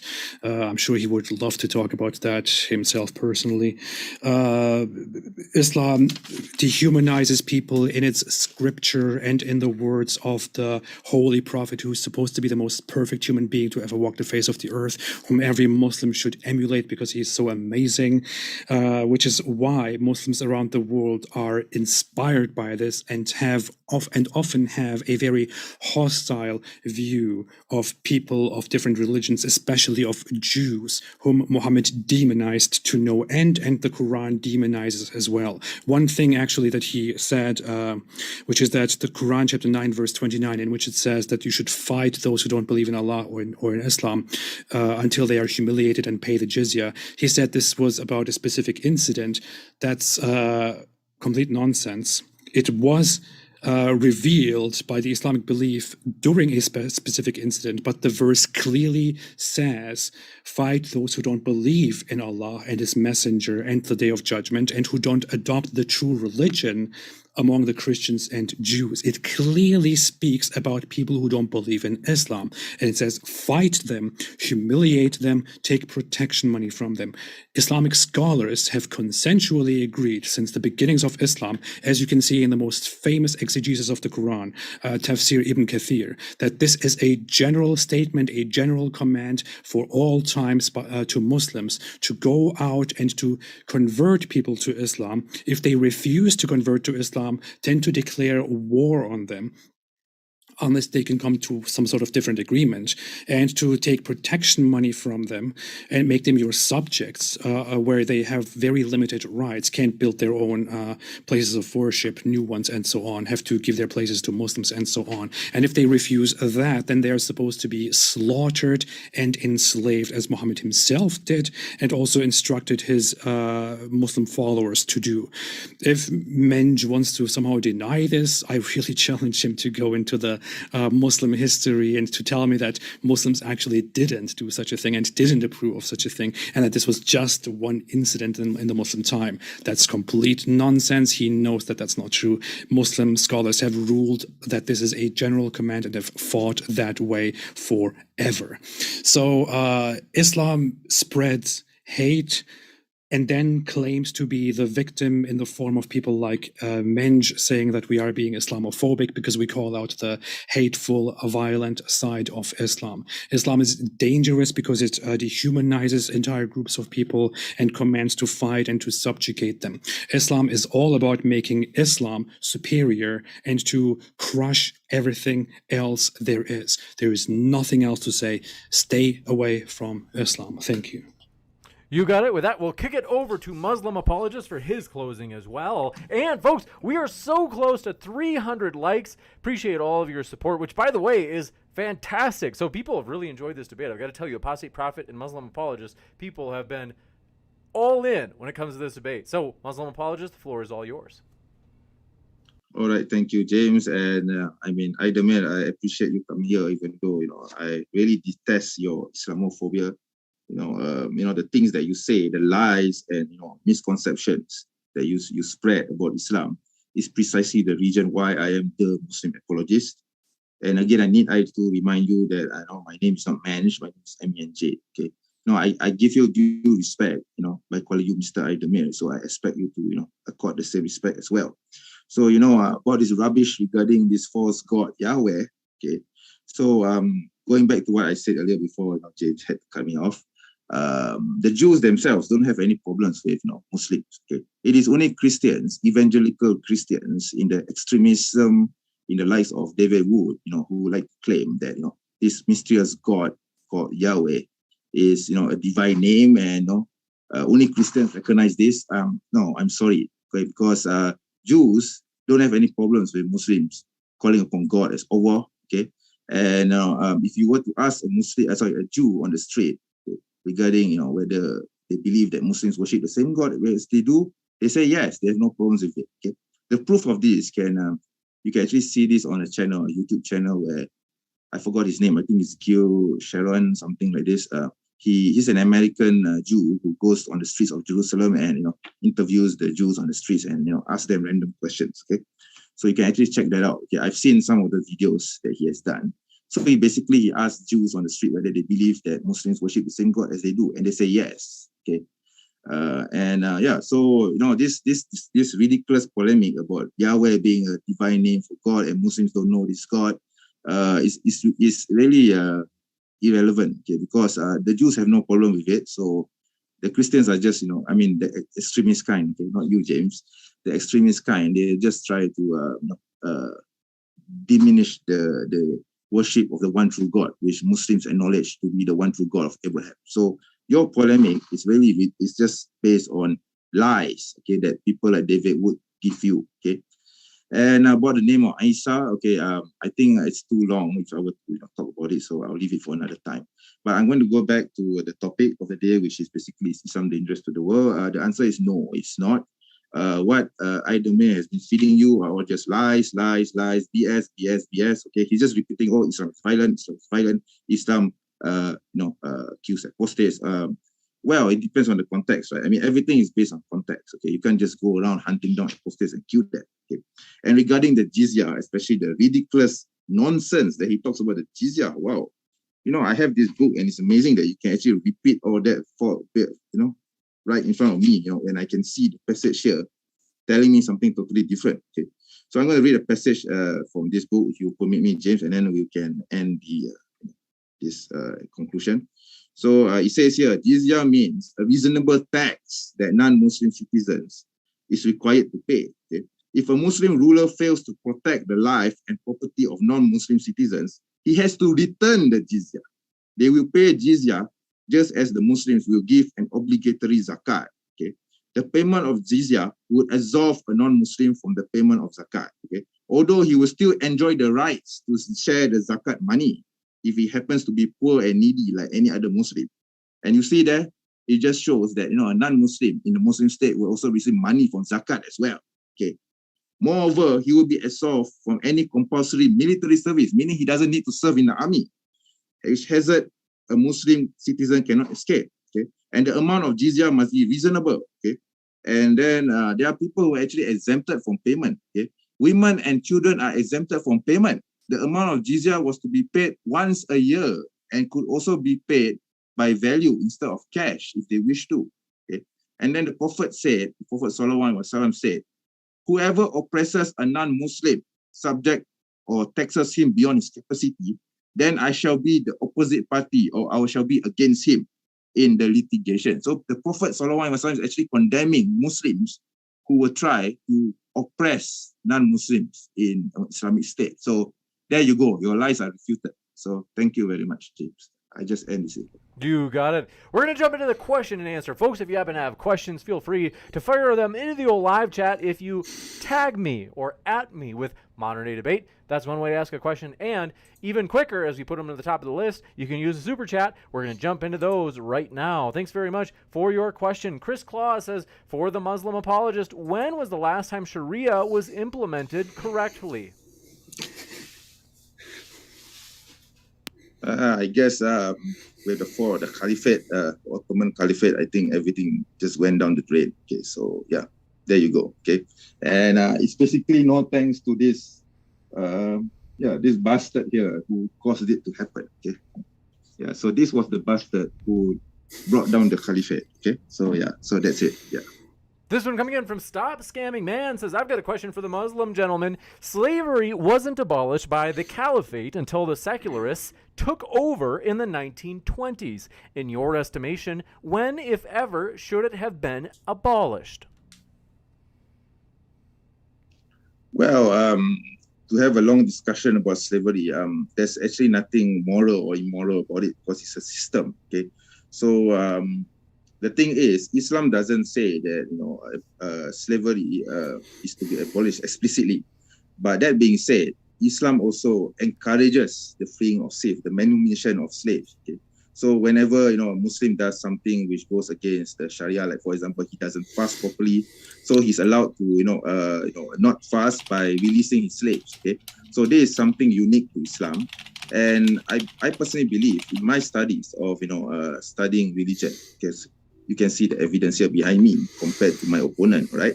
So basically, I believe that Islam has always had in mind the eventual abolition of slavery. Okay, but let's say if the world one day were to come back to slavery for some reason or another, we don't know in the future, right? So if that happens, then Islam has the laws governing the issue of slavery. Yeah. So it's not a moral or immoral issue actually. Yeah. You got it. Thank you very much for your question. This one coming in from, do appreciate it. Nemesis says, MENJ, Sharia triumph the Quran, be honest. I think they're saying that Sharia comes before the Quran. It takes precedence, or I really cannot. That's illogical because the Sharia is derived from the Quran. I don't. It's like putting the egg before the. It's putting the egg before the chicken, or the chicken before the egg. Doesn't make any sense to me. You got it. Nikki, which comes first? Yeah. You got it. Nikki, thanks for your super sticker. And Yeshua the King says, everyone watch Lloyd de Jong on Sharia. It's illegal for Muslims to teach us Sharia. It's legal to lie and spread by force. Islam doesn't teach us lying. That is basically forbidden. It's haram. And I know, these people like Aydemir, he will promote this idea of taqiyya. So this concept called taqiyya, okay, is a Shia doctrine, okay, which has absolutely nothing to do with the Sunni Muslims. Okay, I'm a Sunni Muslim. Okay, we are taught from small that taqiyya is an evil, and this ingenious concept, okay, practiced by the Shia. And of course, I as a Muslim will denounce and disavow anything concerning taqiyya.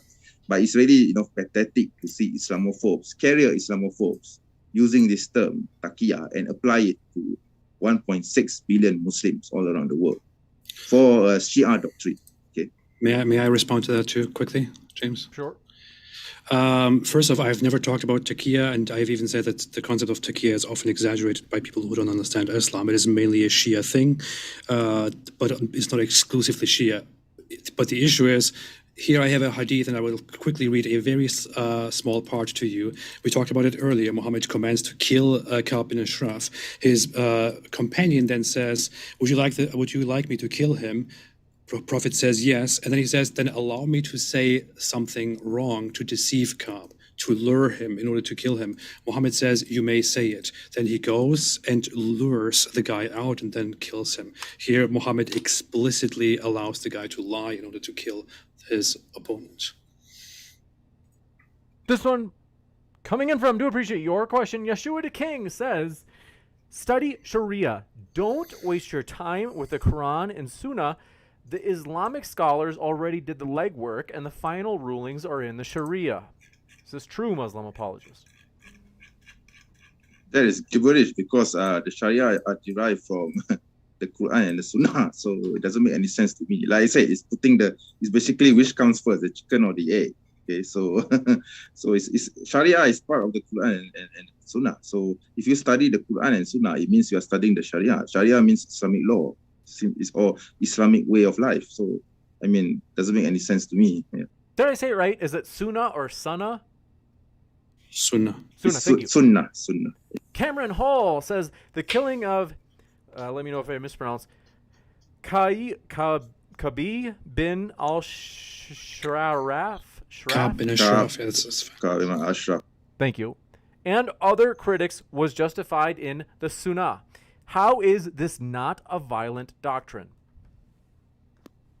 Then I should ask the questioner, is it legal for a country to go to another nation, okay, and kill that person because that person is deemed to be a threat to the state? I mean, this is something that has been practiced throughout the ages, and it's pretty much, I mean, I already gave examples in my speech, in my opening statement. I talked about Jonathan Pollard. I talked about, how America treated Edward Snowden, how the assassination of Bin Laden happened, and most recently Ayman al-Zawahiri. Is it legal for the US to go to Afghanistan and drone strike a person just because the person attacks you? That's very beautiful. What about? That's fine. That's fine for you, right? That's Muhammad fine had people you, killed who offended. It's not fine for Muslims to do that, right? I mean, it's very nice. What about acceptable? Bringing up other people's things to justify your prophet killing people because they offended him. Brilliant. I'm trying to show you the context. That's why you're taking things out of context. That's why you think that the prophet cannot do these certain things, but other people are doing exactly the same things in today's world. So yeah, that shows your hypocrisy, Idemir. Yeah, the prophet can screw himself. This one coming in from dude. Yeah, so do you. Coming in from Stop Scamming Man says, hello again to the Muslim Apologist. Gentlemen, I'd be interested to know what you think of Malaysia's apostasy laws and the recently removed law against non-Muslim publications using words like Allah.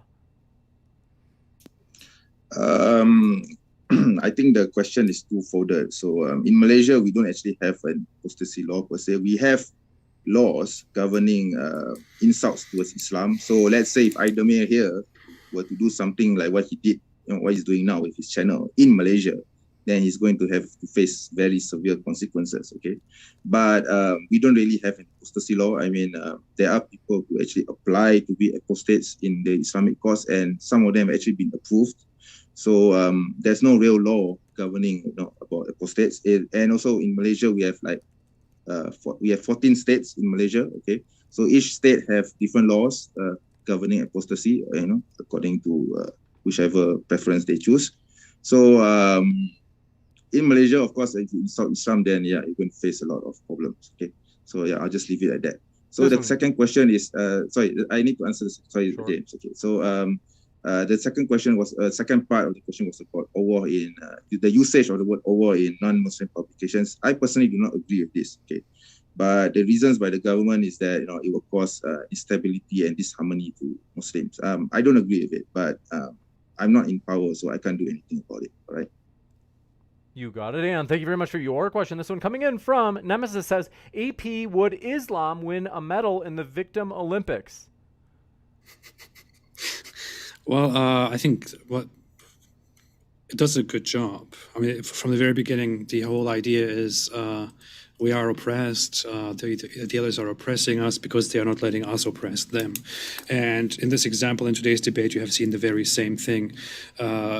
MENG says we can oppress you, but that is okay. It's not oppression when we do it. But when you dislike our oppression, then you are an Islamophobe. Boo-hoo. And then I'm accused of being disrespectful. Wow. This one coming in from Franco Trujillo says, what does Islam say about the LGBT? James, I think he wanted to respond go ahead. To that quickly. Yeah, so, I mean, okay, so where do I begin? I mean, if you are talking about Muslim victims, I think, I think Muslims who have won the Olympics for Muslim victims, not apostates. I mean, how many apostates are actually being killed in the world today? Probably close to zero, right?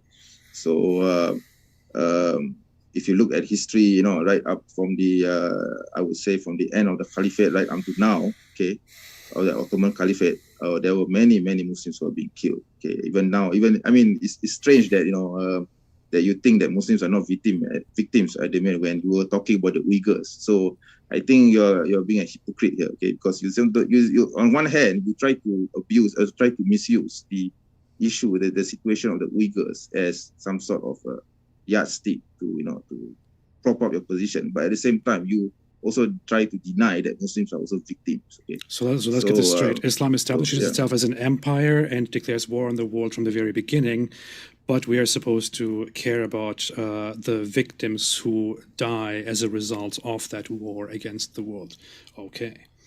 Yeah, I mean, why should I care about you apostates too? See, that's why you're trying to tell people too, right? You're saying, oh, we are apostates. We cannot be killed because we are for freedom of expression. So So why are you not helping us? Why are you not helping us? It's not us who declare war against Don't the be a world and try to hypocrite. Don't be a convert them. hypocrite. It's not us Don't who be a convert the world hypocrite. by the use of the sword.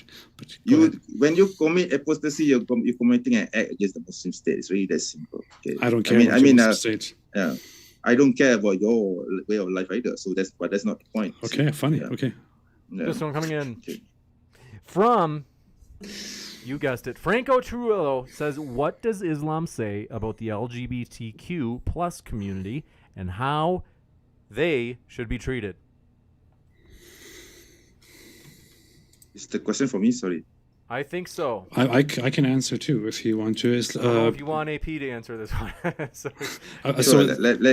Let him answer first. I mean, the hadith in the authentic hadith by Islamic standards, Muhammad says, whoever you find doing what the people of Lot did, which is universally understood as homosexual intercourse, kill the one who does it and the one to whom it is done. There's also another reference about driving out of your house those who are effeminate, and he says, curse those who dress like men and women who dress like women who dress like men and men who dress like women. So homosexuals are to be executed under Islam, according to Muhammad, and that was the law. So if they practice it, excuse me, that's what he will probably say. That was the law in Islam forever. So, should I answer? Yeah, if you want, I think it was Yeah, for sure. you. Yeah, okay. So basically, the LGBTQ thing. Well, I can't speak for other nations, but in Malaysia, especially, we kind of tolerate them. I mean, we were talking about earlier about the term bapok, right? So, it's something that is tolerated in Muslim societies, but we don't accept it. I mean, there's no particular law. Okay, in Malaysia, especially against LGBTQ, if they practice it in quietly and everything. But of course, if they do it publicly and they openly show off their whatever it is, then there are laws governing it. So I can't speak for other Muslim nations. I think other Muslim countries have different laws and traditions and ethics regarding this.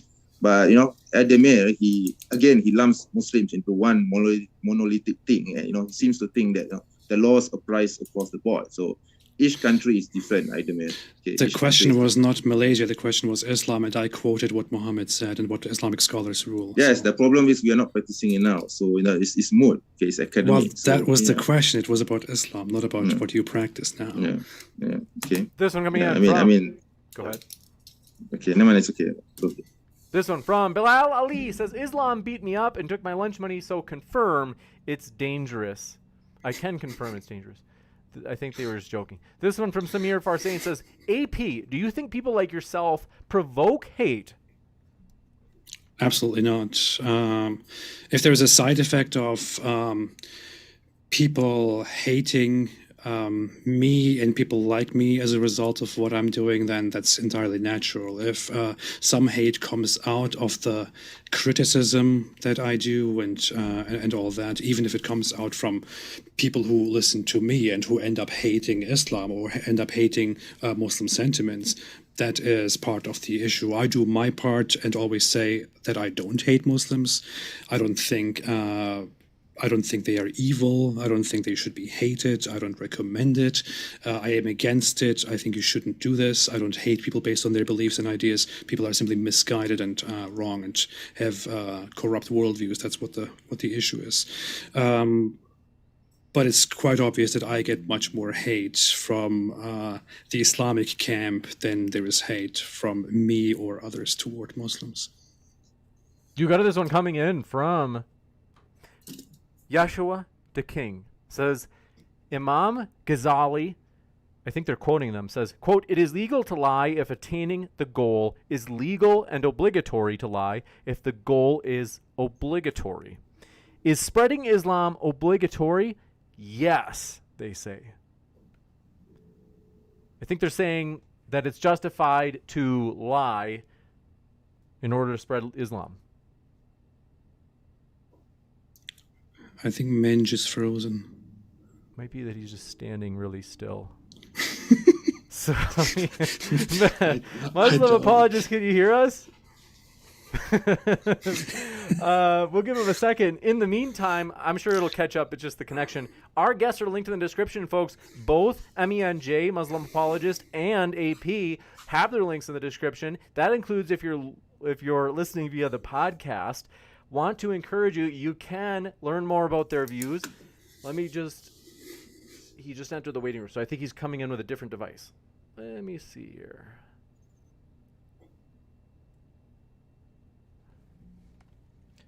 Can you hear us, Muslim Apologist? Yeah, hello again. Sorry, my laptop kind of froze on me. Yeah. No problemo. Glad to have you back. And the question, I'll read it again real quick. This is from, All right. there it is. Yeshua the King says, I think they're quoting Imam Ghazali, says, quote, "It is legal to lie if attaining the goal is legal and obligatory." They're saying it's legal to lie if attaining the goal is legal. And it's obligatory to lie if the goal is obligatory. Is spreading Islam obligatory? Yes, they say. So I think they're saying that it's, according to Islam, it would be ethical and okay to lie to spread Islam. What do you think, MENJ? The answer is no, of course not. Okay, we don't believe in this. Okay, I think the person was quoting Imam Ghazali, but I've never heard of Imam Ghazali, rahimahullah, saying such a thing. So he needs to give me the reference if there's any. So, but in Islam, we don't believe in lying. We don't believe in lying to achieve a certain goal, and we certainly don't believe in lying as a practice. Okay, so lying is a big no-no. Okay, except for certain circumstances such as war, for example. Then yes. Okay, but there are really very rare exceptions to lying, and definitely spreading of Islam is not one of them. I mean, I'm not supposed to lie and hope that Islam will lie about Islam and hope that people will accept Islam because of my lie. That is a sinful act to do, and I find that disgusting actually to even think about it. Yeah. You got it, Ann. Thank you very much for this question. Appreciate it. Yeshua the King says, reliance of the traveler, page 744, quote, permissible lying. I think there is a follow-up to that one. Yeah, that's the book. The book quotes Imam Ghazali. That's not a book of Imam Ghazali, but it quotes him saying that. You can look it up. That's what Imam Ghazali says. Yeah, so I don't accept the reliance of the traveler, okay, because we don't, in this part of the Muslim world, in fact, okay, I mean, we Muslims in Malaysia, especially in Indonesia and this region, we rely on texts such as, Subuhus Salam or Bulughul Maram or even Imam Nawawi's 40 hadiths and maybe even Tambihul Ghafilin, okay. But we don't even have the translation of the reliance of the traveler in our national language even. So the reliance of the traveler is something very archaic, and we Muslims, generally speaking, Muslims don't even follow the text. Okay, we don't even accept it. Okay. But the reliance of the traveler is a very widely accepted Muslim Islamic book of jurisprudence, which is why it has evidence for that. Which is why it has big priority in being the first jurisprudence book which was translated into English. It's not the first jurisprudence book. Which was translated fully into English because of its importance. And it is by saying that lying is absolutely not allowed, you are basically contradicting. Listen to me. This is the first book, okay? You are contradicting. You don't even hear what I'm saying. You don't even hear what I'm saying. Because you're saying a lie. You're saying Reliance of the Traveler is the first Muslim juristic book in the world. I mean, come on. I mean, did I say that? If you listened to me instead of jumping into it all the time, you would hear that I said it is the first jurisprudential book which was translated fully into English. That's what I said. It's not even the first book written in English. Okay, this is the first book, one of the first that I know of. I don't think that's considered a hadith book. That's not considered a fiqh book. No, Muwatta Imam Malik is pretty much the same thing as Reliance. Okay, and it's published in 1981. I mean, Reliance of Traveler was translated in the 90s. Oh, come on. I mean, yeah, because you're lying again. Because it's the first actual. Okay, you are ignorant. Okay, you're totally ignorant. Okay. Okay, whatever, man. whatever, man. I mean, you are contradicting Islamic scholars, but I'm lying, sure. Yeah, let's go ahead. Please name me the Islamic scholars that I contradict. Okay. You can go ahead. Already have. Let's move on. Come on. No, you didn't. You just made an assumption. You just made a claim. Okay. You didn't name anyone, right? Yeah. You got it. This one coming in from Do Appreciate Your Question. Mercedes F1 fan says, invite me on, James. I want to debate Apostate Prophet from Mango Tea. I don't think we're Mango Tea under a sock account. I don't know if we could do that. Yeshua the King says, Quran and Sunnah rookie move, use Sharia. But MENJ, I think you already addressed that. Not a verse says, oh, AP, why do you only look at the bad stuff? Muhammad was nice to a cat, thus Muslims actually like cats. Islam doesn't prescribe executing the cats. That's good, right? Don't be a cataphobe. I think she's using a satirical argument. I'm sure you know Muslim apologists. We'll give you a chance to respond. That's one of those examples of Islamophobia. Okay, so this is how Islamophobes behave. Okay, they take something out of isolation and then they twist it to mean something else. And this is how we Muslims are being derided, humiliated, by the likes of this carrier Islamophobe, for example. And it's not strange to me. Yeah. You know what's actually very interesting as a fact to mention, since we are talking about delivering information here correctly or incorrectly?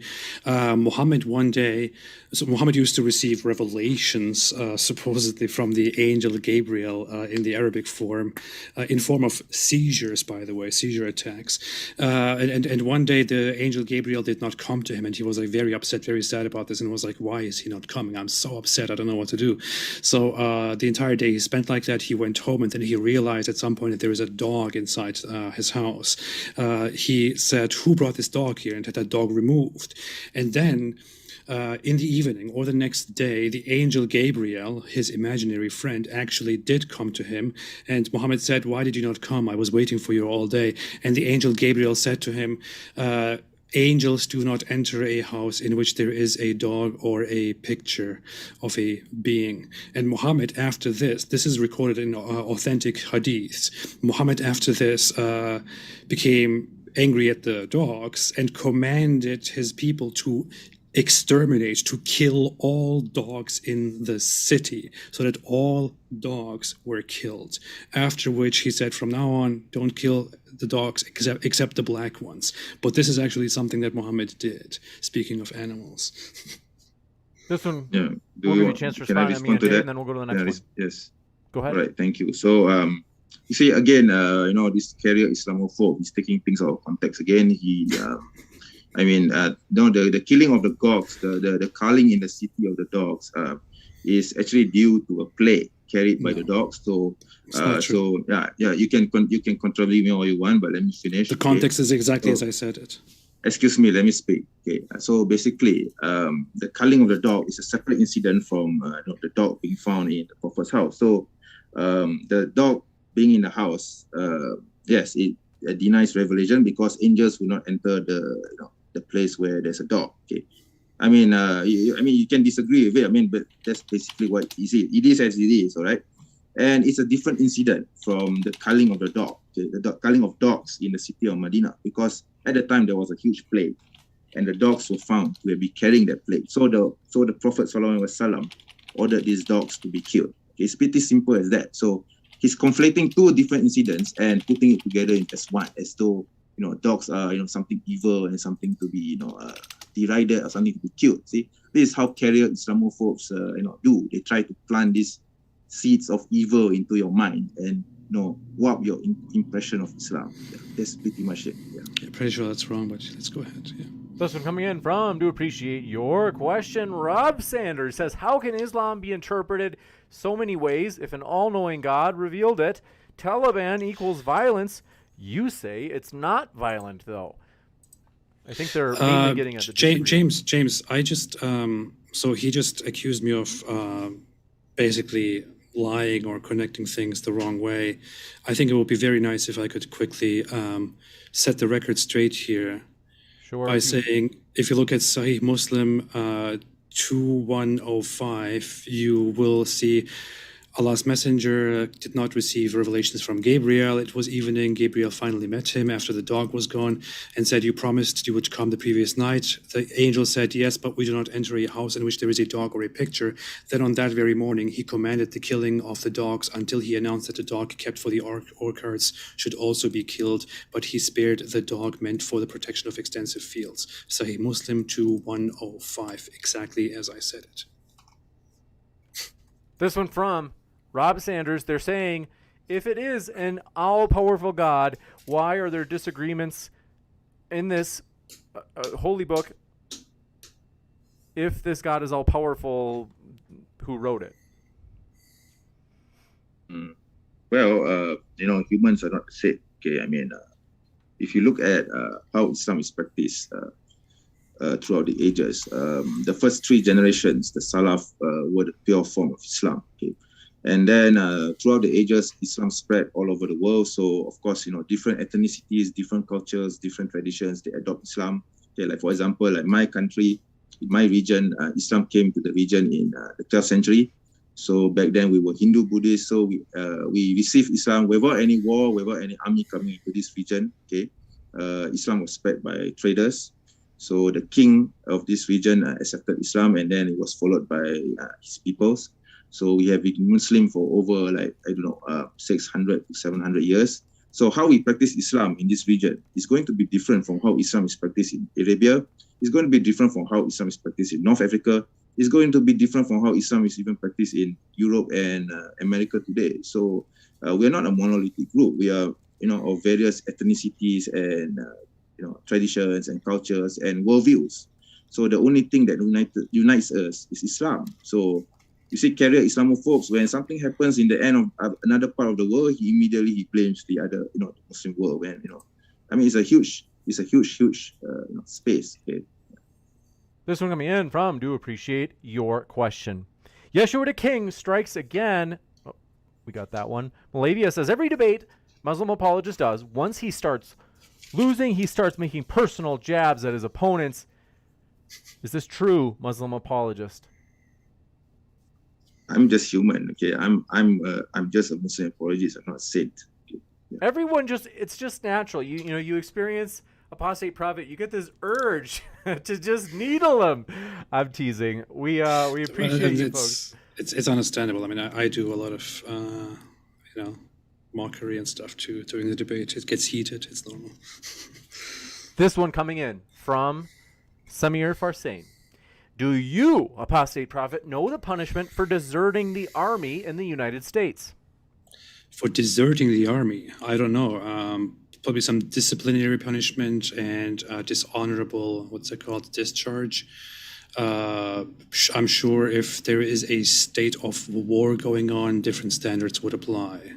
But I guess the implication here is that if you leave Islam and an Islamic State, then you're basically a traitor, which is why it's okay for you to be killed, just like it's okay for you to be punished in America to desert the army, which is a ludicrous comparison and not even accurate. I don't get executed if I renounce my American citizenship or say bad things about America. You got it. Apostate, or I should say, Muslim apologist, this is for both of you. But first, Chris G asks AP. Around half of the people on the planet identify as female. What do you think about how women are treated under Islam? And then after AP responds, I'd like to hear Muslim apologist as well. Go ahead, AP.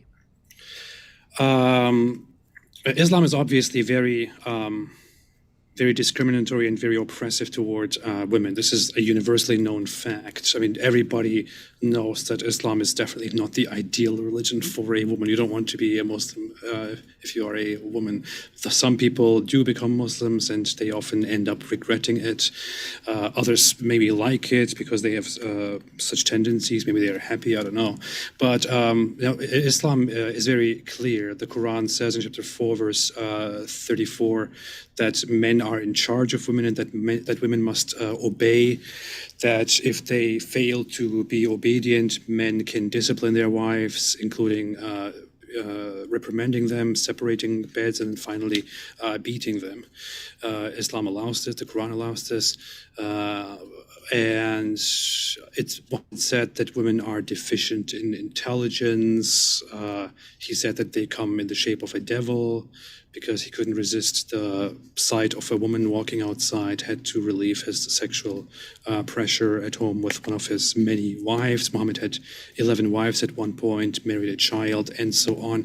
And of course, we have the hijab, which is supposed to be a tool that keeps Muslim women in check at home, hidden from the public, behind the scenes. Men are in the front, women are in the back. There is no equality. There is no chance for equality. Women are subdued, and that is completely archaic. This one coming in from, Emi and Jay didn't give you a response. Go ahead, Emi and Jay. Sorry, you're supposed to give me an answer, right? Yeah. So I was actually half expecting this topic to come up. So I think I've already talked about it at length in my debate discussion with Randolph. Yeah, so that was a very I think that was very clear actually on how Muslims Muslim women are treated in Islam. So or whatever said that Mr. Aidemir said just now was rubbish. Okay, it's just absurd. Okay, so in Islam we honor and respect women. Of course, I mean the Prophet himself said the heavens is at the feet of mothers, and I mean I haven't seen a mother being a male. Okay, so. Women are, given, a position in Islam, a role in Islam. Okay, you see in Islam we have gender roles. Okay, a man is supposed to do this, certain things, and they're not supposed to do that. Whereas a woman is supposed to do certain things, and they're not supposed to do that. Okay, so I mean, this is natural. Okay, this is a natural order of things in any human society. But it's just that Western liberal secularism, they, seem to think that women, should be given, roles which are supposed to be for men, and it affects the family unit. Okay, so men, as I've said before in my debate discussion with Randolph, man is basically the leader of the household. Okay, leader of the family, whereas women are the role leaders and the lead person in the household. I mean, this is a role that we have been assigned with. So I mean, Western secular liberalism, of course, they would disagree with this, but have you ever seen a woman walking bare-chested on the streets? Okay, compare that to a man walking bare-chested on the streets. So what do you think would happen? See, so even in Western societies, women are not given equal rights, because if a man can walk bare-chested on the streets, why can't a woman walk bare-chested on the streets? So there's gender roles. I mean, this is acceptable. Okay, and regarding 434, okay, Surah An-Nisa, verse 434, about the so-called beating. Okay, basically there are 3 steps. Okay, towards that. Okay, the so-called beating is used as a last resort, and the beating is conducted with a miswak, which I have here. Okay, is this little stick here? Okay, Aidemir. So are you actually afraid of this little stick? Okay, I mean, this is in the hadith. I mean, you like to search for hadith, right? Why don't you look for the hadith where the Prophet said that you're not supposed to hurt the woman, your wife, and you're supposed to, beat her with only a miswak? Okay, why don't you look it up right now? Find me that. Find me that hadith. Find me that hadith. Which one is it? Can't do that because my laptop is not working. I mean, it's not working properly right now. You will not be able to tell me the source because it's not there. It is there. Just look for. Right now, I'm just using it as a back scratcher. That is an interpretation. You are afraid of my back scratcher. Okay, this is what you are afraid of. Okay, this is what we use. This is according to Surah An-Nisa. According to Surah An-Nisa, verse 34.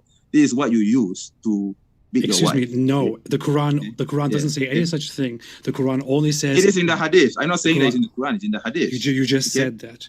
The Quran just says beat them, and you're making a mockery here by saying, because "Are you really afraid of this?" The Prophet Sallallahu Alaihi Wasallam tells us to use this. Okay, you can check.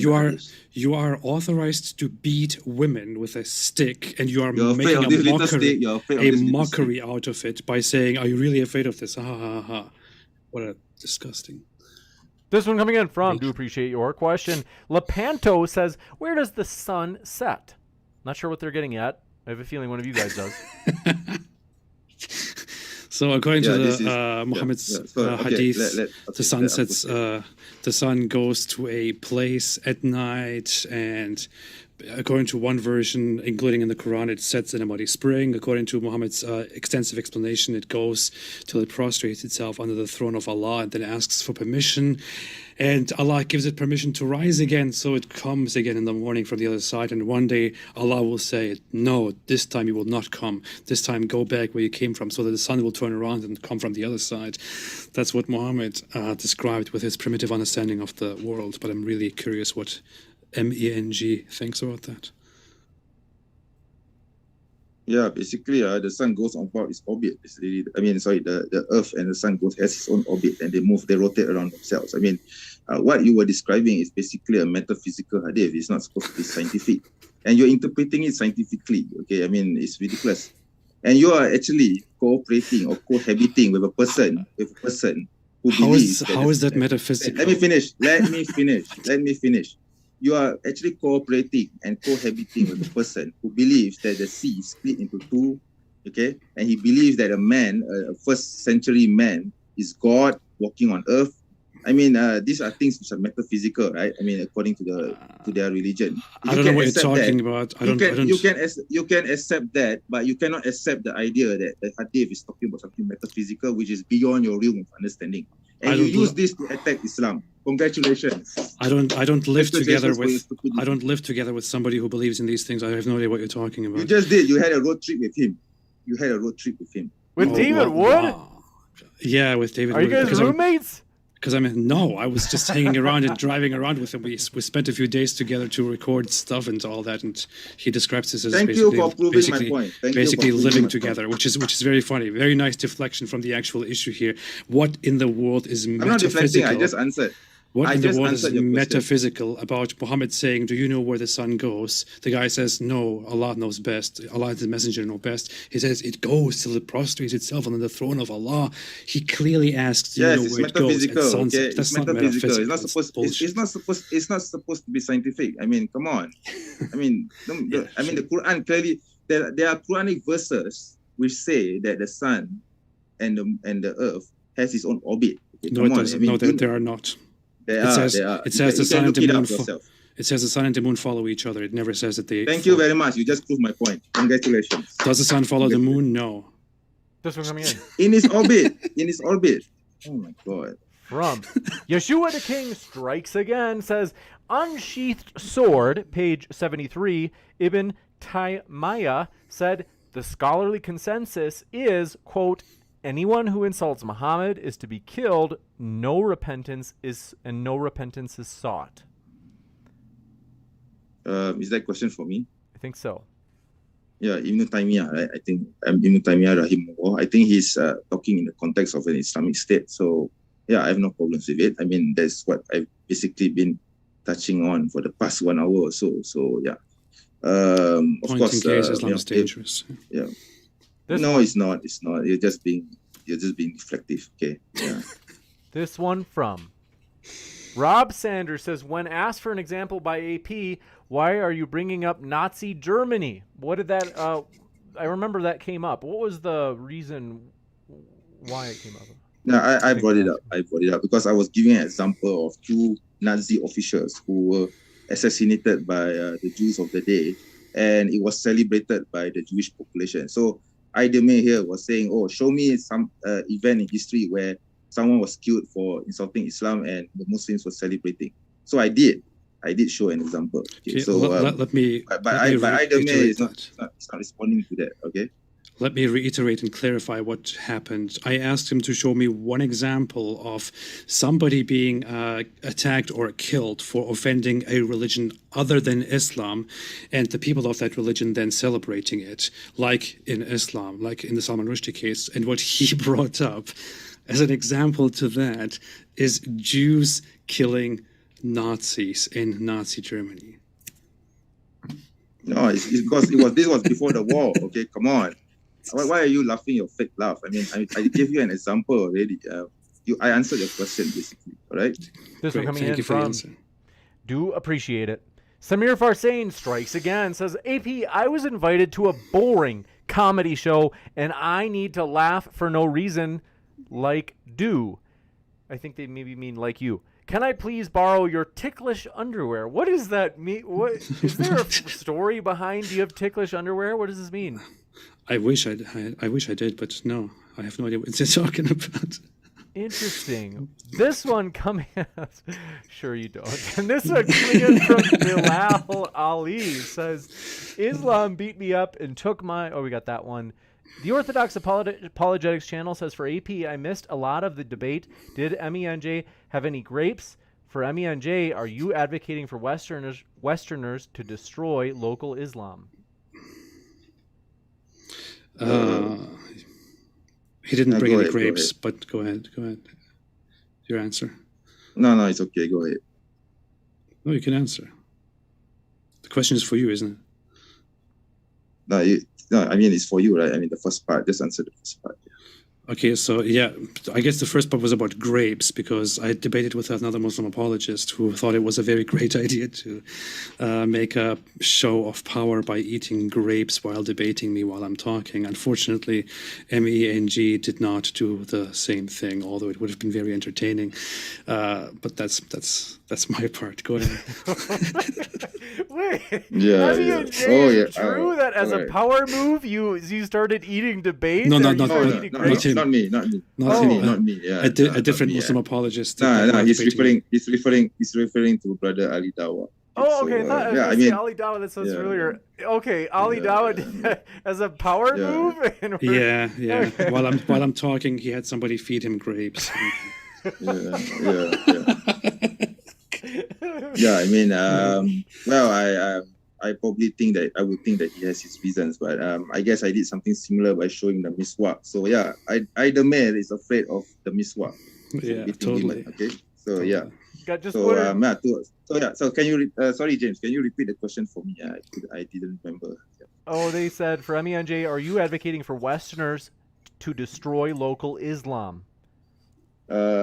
Of course not. I wouldn't wish that upon my Muslim brethren. It wouldn't make any sense for me to want Islam to be destroyed in the West. Why would I want to do that? Yeah. Why would I wish? But it's okay if we do that, right? It's not bad if we do that. It's not dangerous. It's okay, right?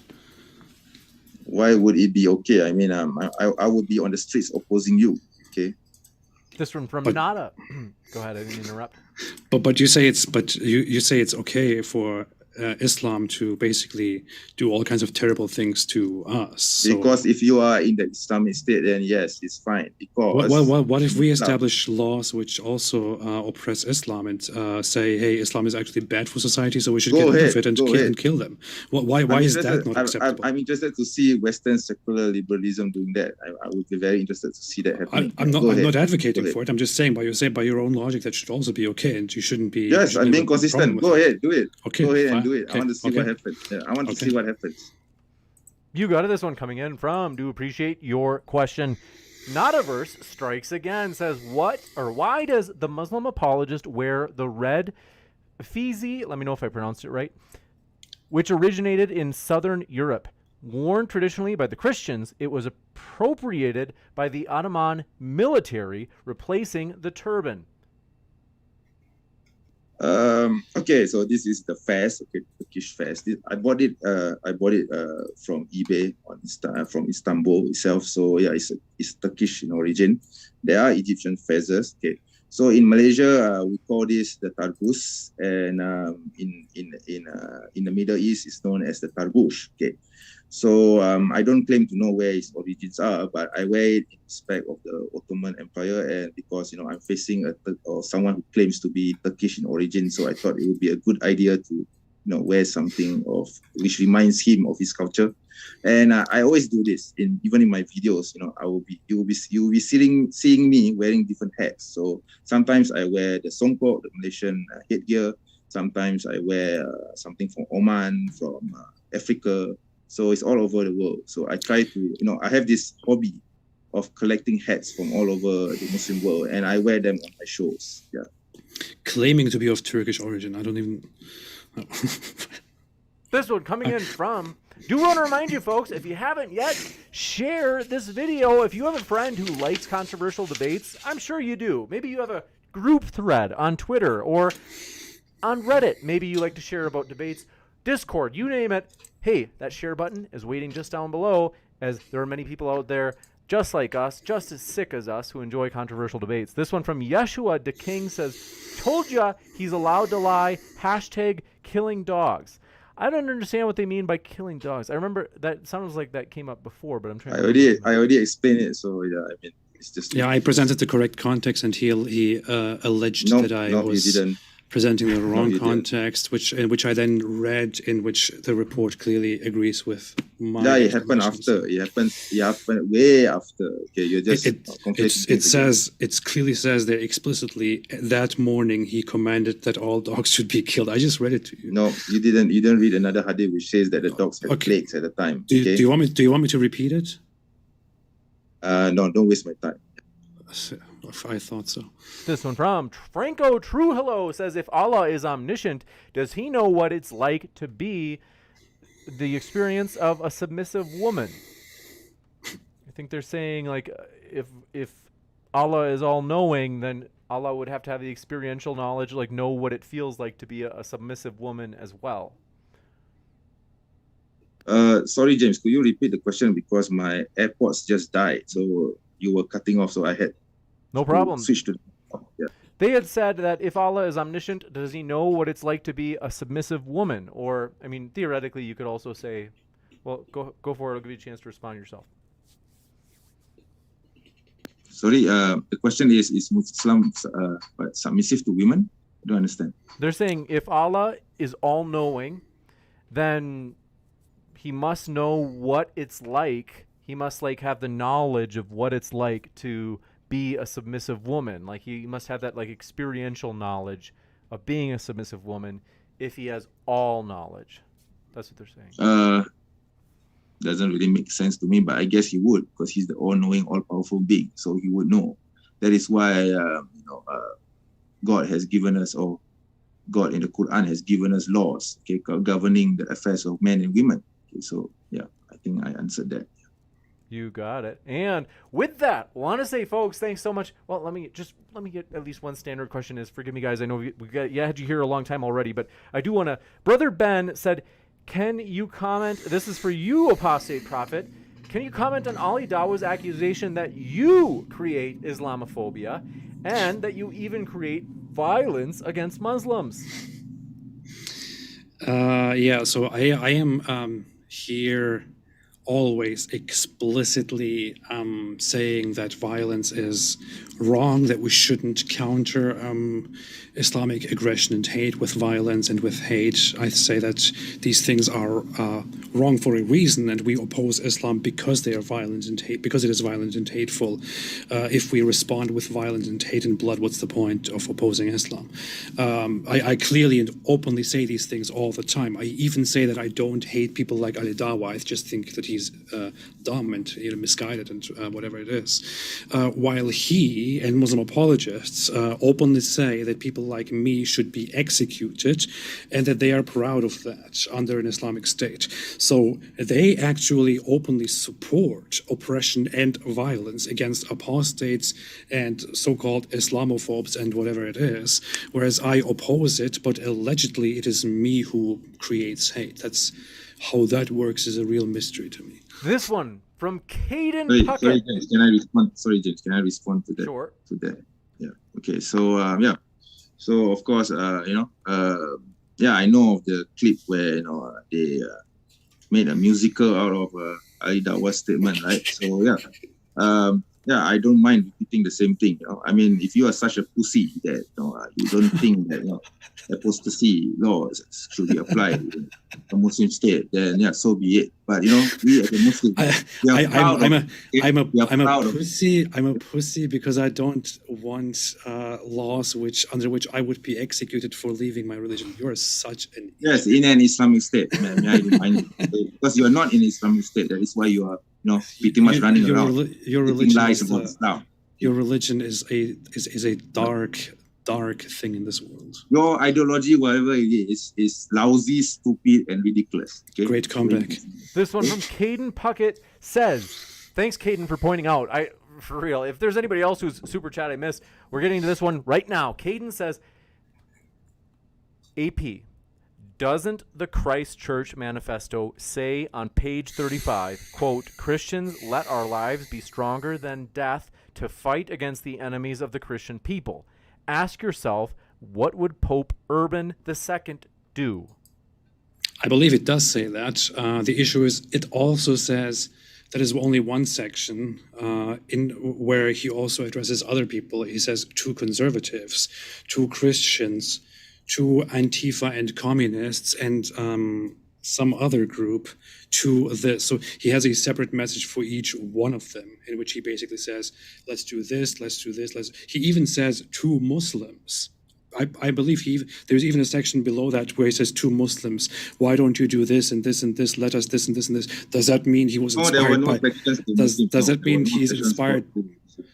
I'm talking. There was no section. I am talking. Does that mean he's inspired by conservatism, Christianity, Antifa and communism and Islam at the same time because he addresses all these different factions? No. The guy is just talking to different people. The book clearly explains that he's inspired by political, racial motives.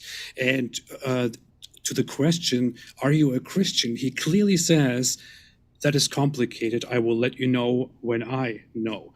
Is that something that a religious Christian would say? Definitely not. So it's absurd to say that this was inspired by Christianity.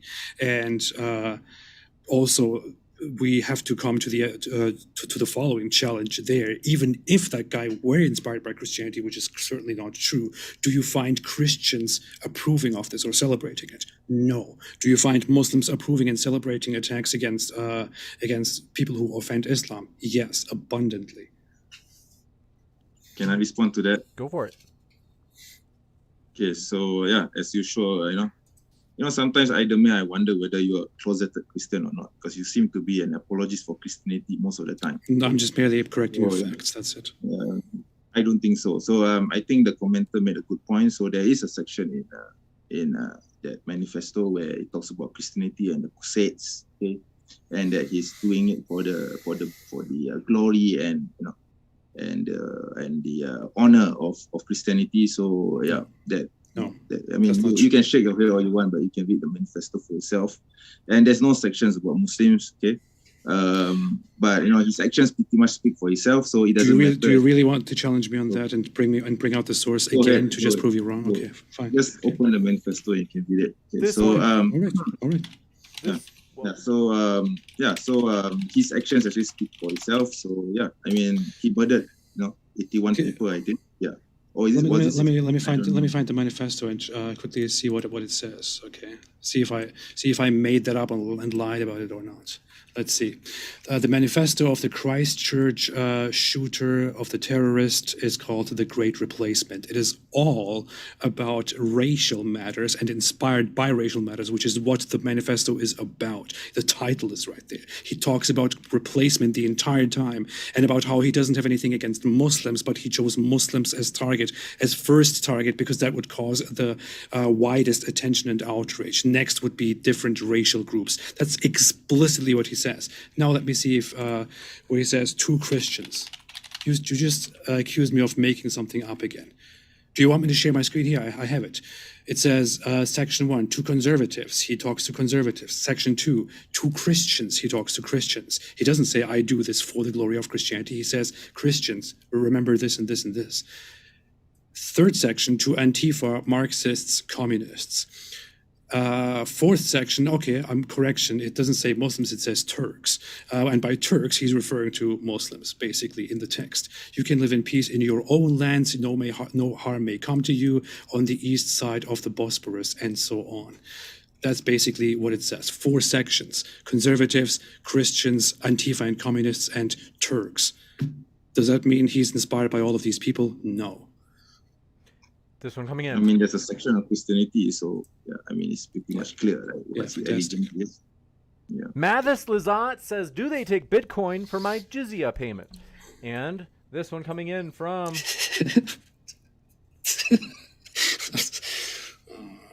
Caden Puckett says, Apostate Prophet, are Christianity and Judaism more, 1, coherent than Islam, and 2, encouraging of peace, education, and fairness compared to Islam? So one, are they more coherent? One, are they more, you could say, ethical? Coherent, peace, education, and what? Fairness. So they are definitely more coherent. They have a much more coherent, much more extensive collection of. I mean, the Bible is a huge collection of books that are extremely, full of the history of everything from a biblical point of view. Those are very thin pages compared to the Quran. The Quran is very tiny in comparison to the Bible. Do you really want to compare the pages and number of words? I'm sure you wouldn't want to do that. The Quran is not coherent at all. It is the Quran itself in its written text is very repetitive and incoherent. Its beliefs make no sense and are self-contradictory. That said, I would say that from my point of view, I would think that Christianity and Judaism are in a sense incoherent too. If I didn't find them incoherent, I wouldn't refuse to believe in them. But when it comes to peace, I would say out of the three, Christianity is probably the most peace advocating one. I would say that Judaism within its own laws is not quite as peaceful as the latter. Islam is the least peaceful. When it comes to encouraging education, I don't think I can really say anything about that. I've never really thought about that aspect. This one from Mr. Monster. Who do you think won the debate? I would put Sorry, money. James, can I respond to that earlier question? Yeah. Go for it. Yeah, okay. Thank you, James. So, so again, Idemir with his rubbish, his anti-Islam rubbish. And about Judaism and Christianity, since, I've studied it for over 20 years. So, I should be the expert, on the subject matter. And, regarding whether the context of the Bible itself, the Bible is a collection of books which was written over the ages, okay? Whereas the Quran has only one author and was revealed, over 23 years. So, the Bible is actually, written in chronological order. It's supposed to be like a historical, chronological thing, whereas the Quran is thematic. So, of course, things are, like what Idemir, said, misrepresented as jumbled and garbled, but it's not. It's thematic. It's based on certain themes. Okay, you need to actually, study it a bit more than just simply, reading off a page from an Islamophobe channel, website. So regarding whether, whether Judaism, Christianity, and Islam, are peaceful or not, which is the more peaceful, I would say, I think the violence is across the board. And I think Daniel has already touched on this many, many times, Daniel Hakikaju. So I actually agree with Daniel's position in that, violence is something which you cannot escape. It's part of life. There's no utopia where nobody commits violence and everyone is holding hands and singing Kumbaya. Okay, there's no such thing. Okay? So if you want to say that Christianity is more peaceful than the other, no, it's not true, because we have the Inquisitions, we have the Crusades, we have World War I, we have World War II. All these were started by Christians. Daniel Hakikaju says that Christianity is more peaceful. There's no such thing as Judaism being more peaceful than the other, or Islam being more. Stop. Okay, please let me finish. Okay, I didn't interrupt you, so I hope you interrupt me. Sure. Sorry. So so in Islam, of course there is violence, but it's controlled and there are reasons for it. Okay. And Christianity also believes in a just war concept. So there are violence committed in the name of Christianity as well. Okay. Just because Christians today are pussies and they don't want to commit religion, their religion doesn't enforce the laws of the Bible. Doesn't mean that Muslims should be subject to the same standard. Okay? Wow! Did you guys hear that? Did everybody hear that? What did you just say, Menj? What did you just say? Can you repeat that? It's True Blood Sports tonight. This one coming in from Mr. Can you repeat Monster. what you just said? What would happen if somebody came here and said the same thing about Muslims? What would happen if people said similar things about Muslims? What would happen if people name-called Muslims in such a way, which I do not even do? You people would go crazy. You would go nuts. You would start crying like fucking babies while claiming to be the tough ones, and would cry about Islamophobia and how you are oppressed. And here you are calling other people names and calling an entire religious group pussies. Really, man, this is the true face of Muslim apologetics. Here we have it. This one coming in from, do appreciate your question. Mr. Monster says, who do you think won the debate? I would put my money on Apostate. Prophet, you have a fan out there, AP. Malavia, thanks for your support. For the first time, yeah. Appreciate it. And Helper of Man says, are concubines allowed in Islam? Can they refuse their master of sexual relations? On this subject, I have to admit that I'm not too learned on it. Okay, so I'm not too learned on it. So I don't think I can, answer it properly. You aren't learned on anything. You're a complete idiot who has nothing in his brain, who attacks the entire conversation. All right, hold on. Whenever a fact is brought against you, you start making assumptions about my education because you have nothing informative to say because you are an idiot. James, can you please let me answer the question? Okay, thank you. Okay. I have no respect left for you. You're a bastard. You're an ugly, idiotic bastard. You're a moron. You're a fool. Okay, you're a fool. Okay, you're just a liar. Okay? You're a carrier Islamophobe. Okay, so let me answer the question, right? Yeah, I have zero respect for you anyway in the first place. Right? I don't care if you have respect for me or not. You follow a stupid ideology. You are stupid. You defend stupidity. Sorry, James, you stand for stupidity. Stupidity radiates out of your stupid face. That's what you are. And that's what you stand for. All right, I want to give you a chance to respond. You spread hate. Hate is all you stand for. Hate is what you do. Insulting people on their religious groups is what you do. You are a piece of shit. You're afraid of the miswak. Let's not forget that. Okay. What's happening? You are done today, man. You are done today.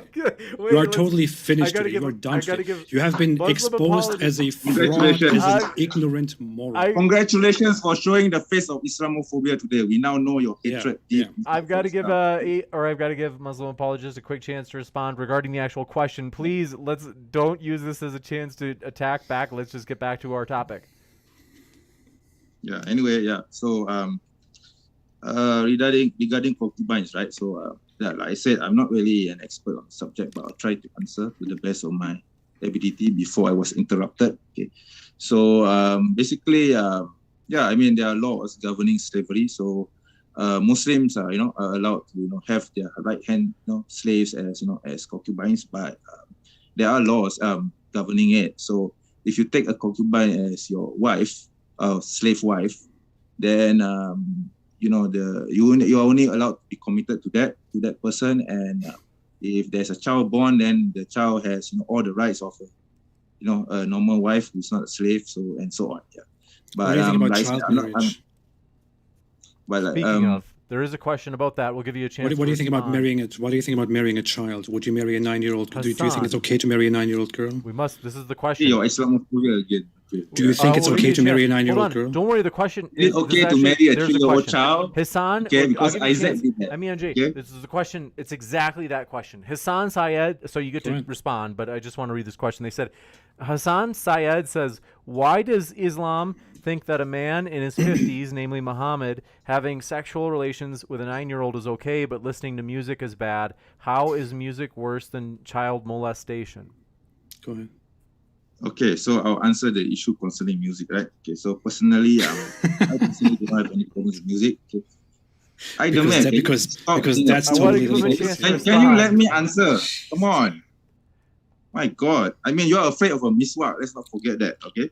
So, going back to the issue, okay, about music, right? So, I personally don't have any problems with it. Okay, there are many faiths, what we call khilaf, okay, differences of opinion regarding music. So I follow that school of thought where music is not haram, it's not banned. I listen to music all the time, and in fact I listen to Eminem. Okay, Eminem is one of my favorite singers. Okay, hip hop rappers. Okay, so I have no problems with music. So like I said, the issue is in dispute among different Muslim communities. Some Muslims say that it's banned, some say it's not, some accept it, some it's not. So it's across the board. Okay, but in my school of thought, it's allowed, and there's no problem with it. And I think music is something which is natural and human, okay, to enjoy. Okay, I mean, it's like eating. Okay, it's food for the soul. So without music, how will we go through life, okay, without music? Okay? I can't imagine a world without music. Okay? So coming back to the issue regarding the Prophet Sallallahu Alaihi Wasallam marrying Aisha. So, carrier Islamophobes, they take this out of context. So they say, oh, the Prophet married a 6-year-old and he consummated the marriage at 9. Therefore, your Prophet is a pedophile. But no, that's not true because you take it out of context. And during the time of the Prophet Sallallahu Alaihi Wasallam, no one ever complained about it. Okay, no one ever questioned it. No one ever derided him for it. It was an accepted, practice in the Middle East, especially we are talking about 1,400 years ago, by the way, right? So, many cultures practice this, okay? And let's not forget in the Bible, Isaac married a 3-year-old Rebecca, okay? Rebecca was 3 years old. Show me where it says in the Bible that Rebecca was 3 years old. Check it in the Talmud, okay, for yourself. Okay, I'm not. You just said in the Bible. Show Please me where it says in the Bible. Don't interrupt me. Okay, please don't interrupt me, Miss What? Afraid? Okay, you're afraid of me. You want me to hit you with this? Okay. So you make claims, and I ask you to back them up. Where does it say in the Bible that she was 3 years old? Let me finish first. Okay, so Rebecca was 3 years old, and Isaac married Rebecca when she was 3 years old. And you don't see Islamophobes talking about it because you know why? Because they are haters. They hate Islam. So if the Prophet Sallallahu Alaihi Wasallam, was doing something which is normal during his time period. Okay, I mean, come on, back in those days, people were herding sheep, and it was an agricultural society. So, women were expected to get married when they reached puberty, and Aisha fit the bill. Okay, she was, she reached puberty when she was 9. Okay, so that is why the Prophet waited 3 years. Let's not forget, the Prophet Sallallahu Alaihi Wasallam married Aisha when she was 6 years old, and he waited for 3 years before he consummated the marriage. Why do you think he waited 3 years? If he were a pedophile, he could just sleep with her at that moment. Okay, so this issue was, I recall, learning about this issue back in 1999, 2000. I mean, it was back then the internet was Wild Wild West, so there wasn't many people, talking about it, but it came from there. Pretty quick here. Yeah. Can I respond to this issue because I think it's a very crucial thing. It's an extremely crucial thing. As long as we don't get too bogged down, because we do have some more questions. Okay. Well, if you're going to respond to it, then first off, can I have the last? Sorry. James, can I have the last say after that? Yes. So bringing up the Bible is of course a very nice deflection. There is no source in the Bible which actually says that Rebecca was 3 years old, but we established that already. The issue is Muhammad was 50-something years old when he married a 6-year-old girl and consummated the marriage, meaning had sex with her, penetrated her, a 50-year-old man when she was 9 years old, taking her to bed, a little 9-year-old girl and having sex with her. That is your perfect human being prophet. It is not some random guy who lived in an environment in the stupid 7th century Arabia where people didn't know how to live. It is supposed to be your perfect moral guide for all mankind, who should not be affected by his environment and what people do, but rather should set an example for all mankind to follow. And what he does is to take a little girl to bed and penetrate her when he is an old man. And you cannot bring me a single source in which it says that that was only something of that time, which is why Muslims today, like Daniel Kikichu and maybe probably you, say that it's entirely acceptable. So finally, do you think or do you not think that according to Islam it is acceptable to marry a 9-year-old girl and have sex with her right now in today's time? If not, based on what? Go ahead. Yes, as usual, you conflate issues. Okay, I have written an article a long time ago refuting this accusation about Aisha radiallahu anha. And okay, first of all, let's establish certain things, right? First of all, did Aisha ever complain about her marriage to the Prophet Sallallahu Alaihi Wasallam? Did she ever do that? Okay, was she ever abused, mistreated, derided, or whatever it is that you think that she suffered through? Was she happy with the marriage? That's number one. Who are you to be speaking about our mother or the believers, Aisha radiallahu anha, on her behalf? Okay, when she hasn't made any complaint. Okay, that's one thing. Secondly, okay, as I've said earlier, the Prophet was living 1,400 years ago. It was a normal practice back then. Okay, I mean, nobody was complaining. I mean, until, people like Ridvan here, like Aidemir here, came along and, repeated the lie that was only concocted in the 19th century by this Orientalist. Okay? I don't recall his name at the moment, but he was the first person to accuse the Prophet of doing something sexually questionable to Aisha radiallahu anha. Okay? So the Prophet was just a man who was living, in those times, in that age. So obviously he has to conform with the traditions and the mores of his time. I mean, we're not saying that the Prophet is God. Okay, yes, he's the best example of mankind to ever walk the earth. But that doesn't mean every single thing that he does. Okay? That doesn't mean every single thing that he does is something that we should follow. For example, the Prophet rode camels. I mean, if that's the sunnah, is that what it's supposed to follow? I mean, false equivalence. You did not answer the question. Thank you. Everybody sees it. I did. I haven't finished. I haven't finished the answer. Yeshua the King says, focus on Sharia because it quotes the Quran and the Sunnah, thus having the final ruling of interpretation, hence why your peaceful verses have been abrogated or done away with, like legally kind of no longer enacted, is what they're saying. I really couldn't follow the question.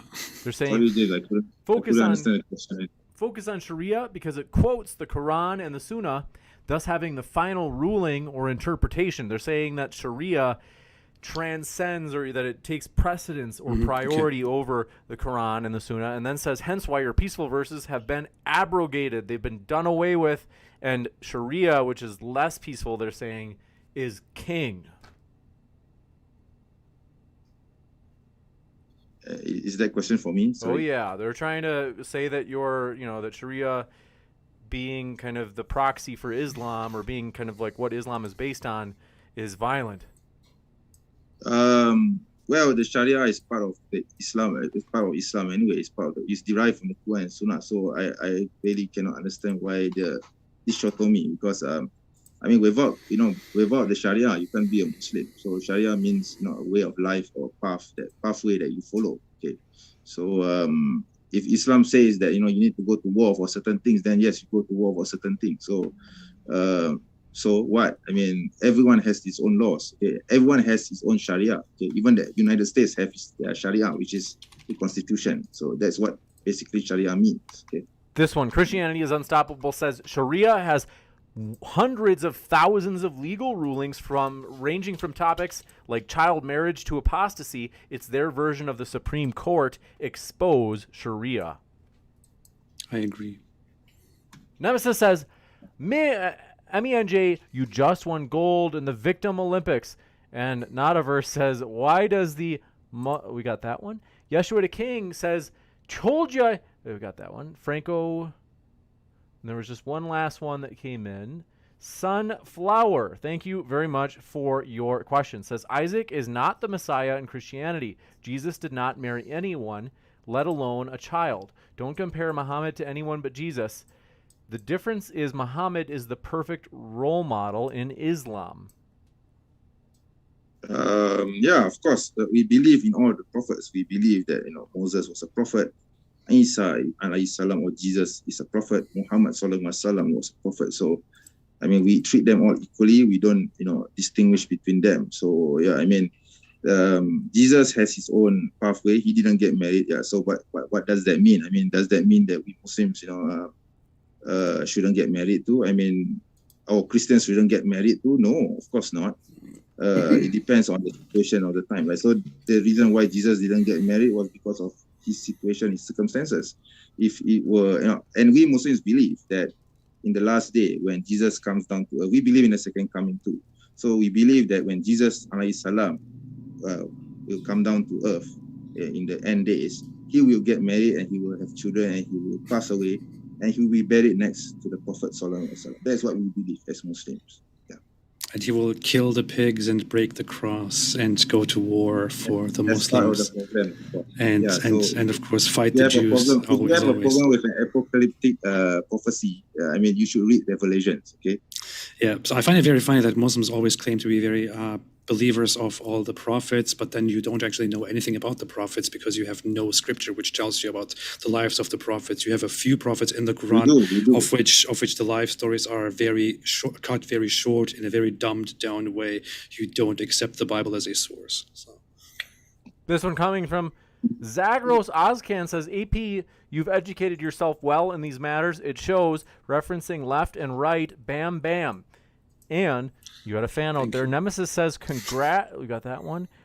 Mark Reed says, resorting to violence to solve your problems does not make you strong. It makes you weak. Yes. Well, I think they're referring maybe to the back scratching stick that you were talking about hitting people with. Or to Islam handling society with violence and that being justified because it's for our own good. But yeah. What do you think, though, MENJ? I want to give you a chance to respond. Yeah, thanks. So I guess was he talking about the miswak, the stick? Oh, I think that's just my best guess. They didn't mention it, but I'm not sure what it might have been something else. All right, James, never mind. I'll just cover it on the basis of whether he's talking about the miswak and also talking about the concept of violence in Islam. Yes, I'll answer both, right? So regarding the miswak, okay, which Idemir here is afraid of, okay, the little stick that I was shaking just now. So the miswak is only to be used during the last of circumstances. So there's, like I said, there are 3 steps towards doing that.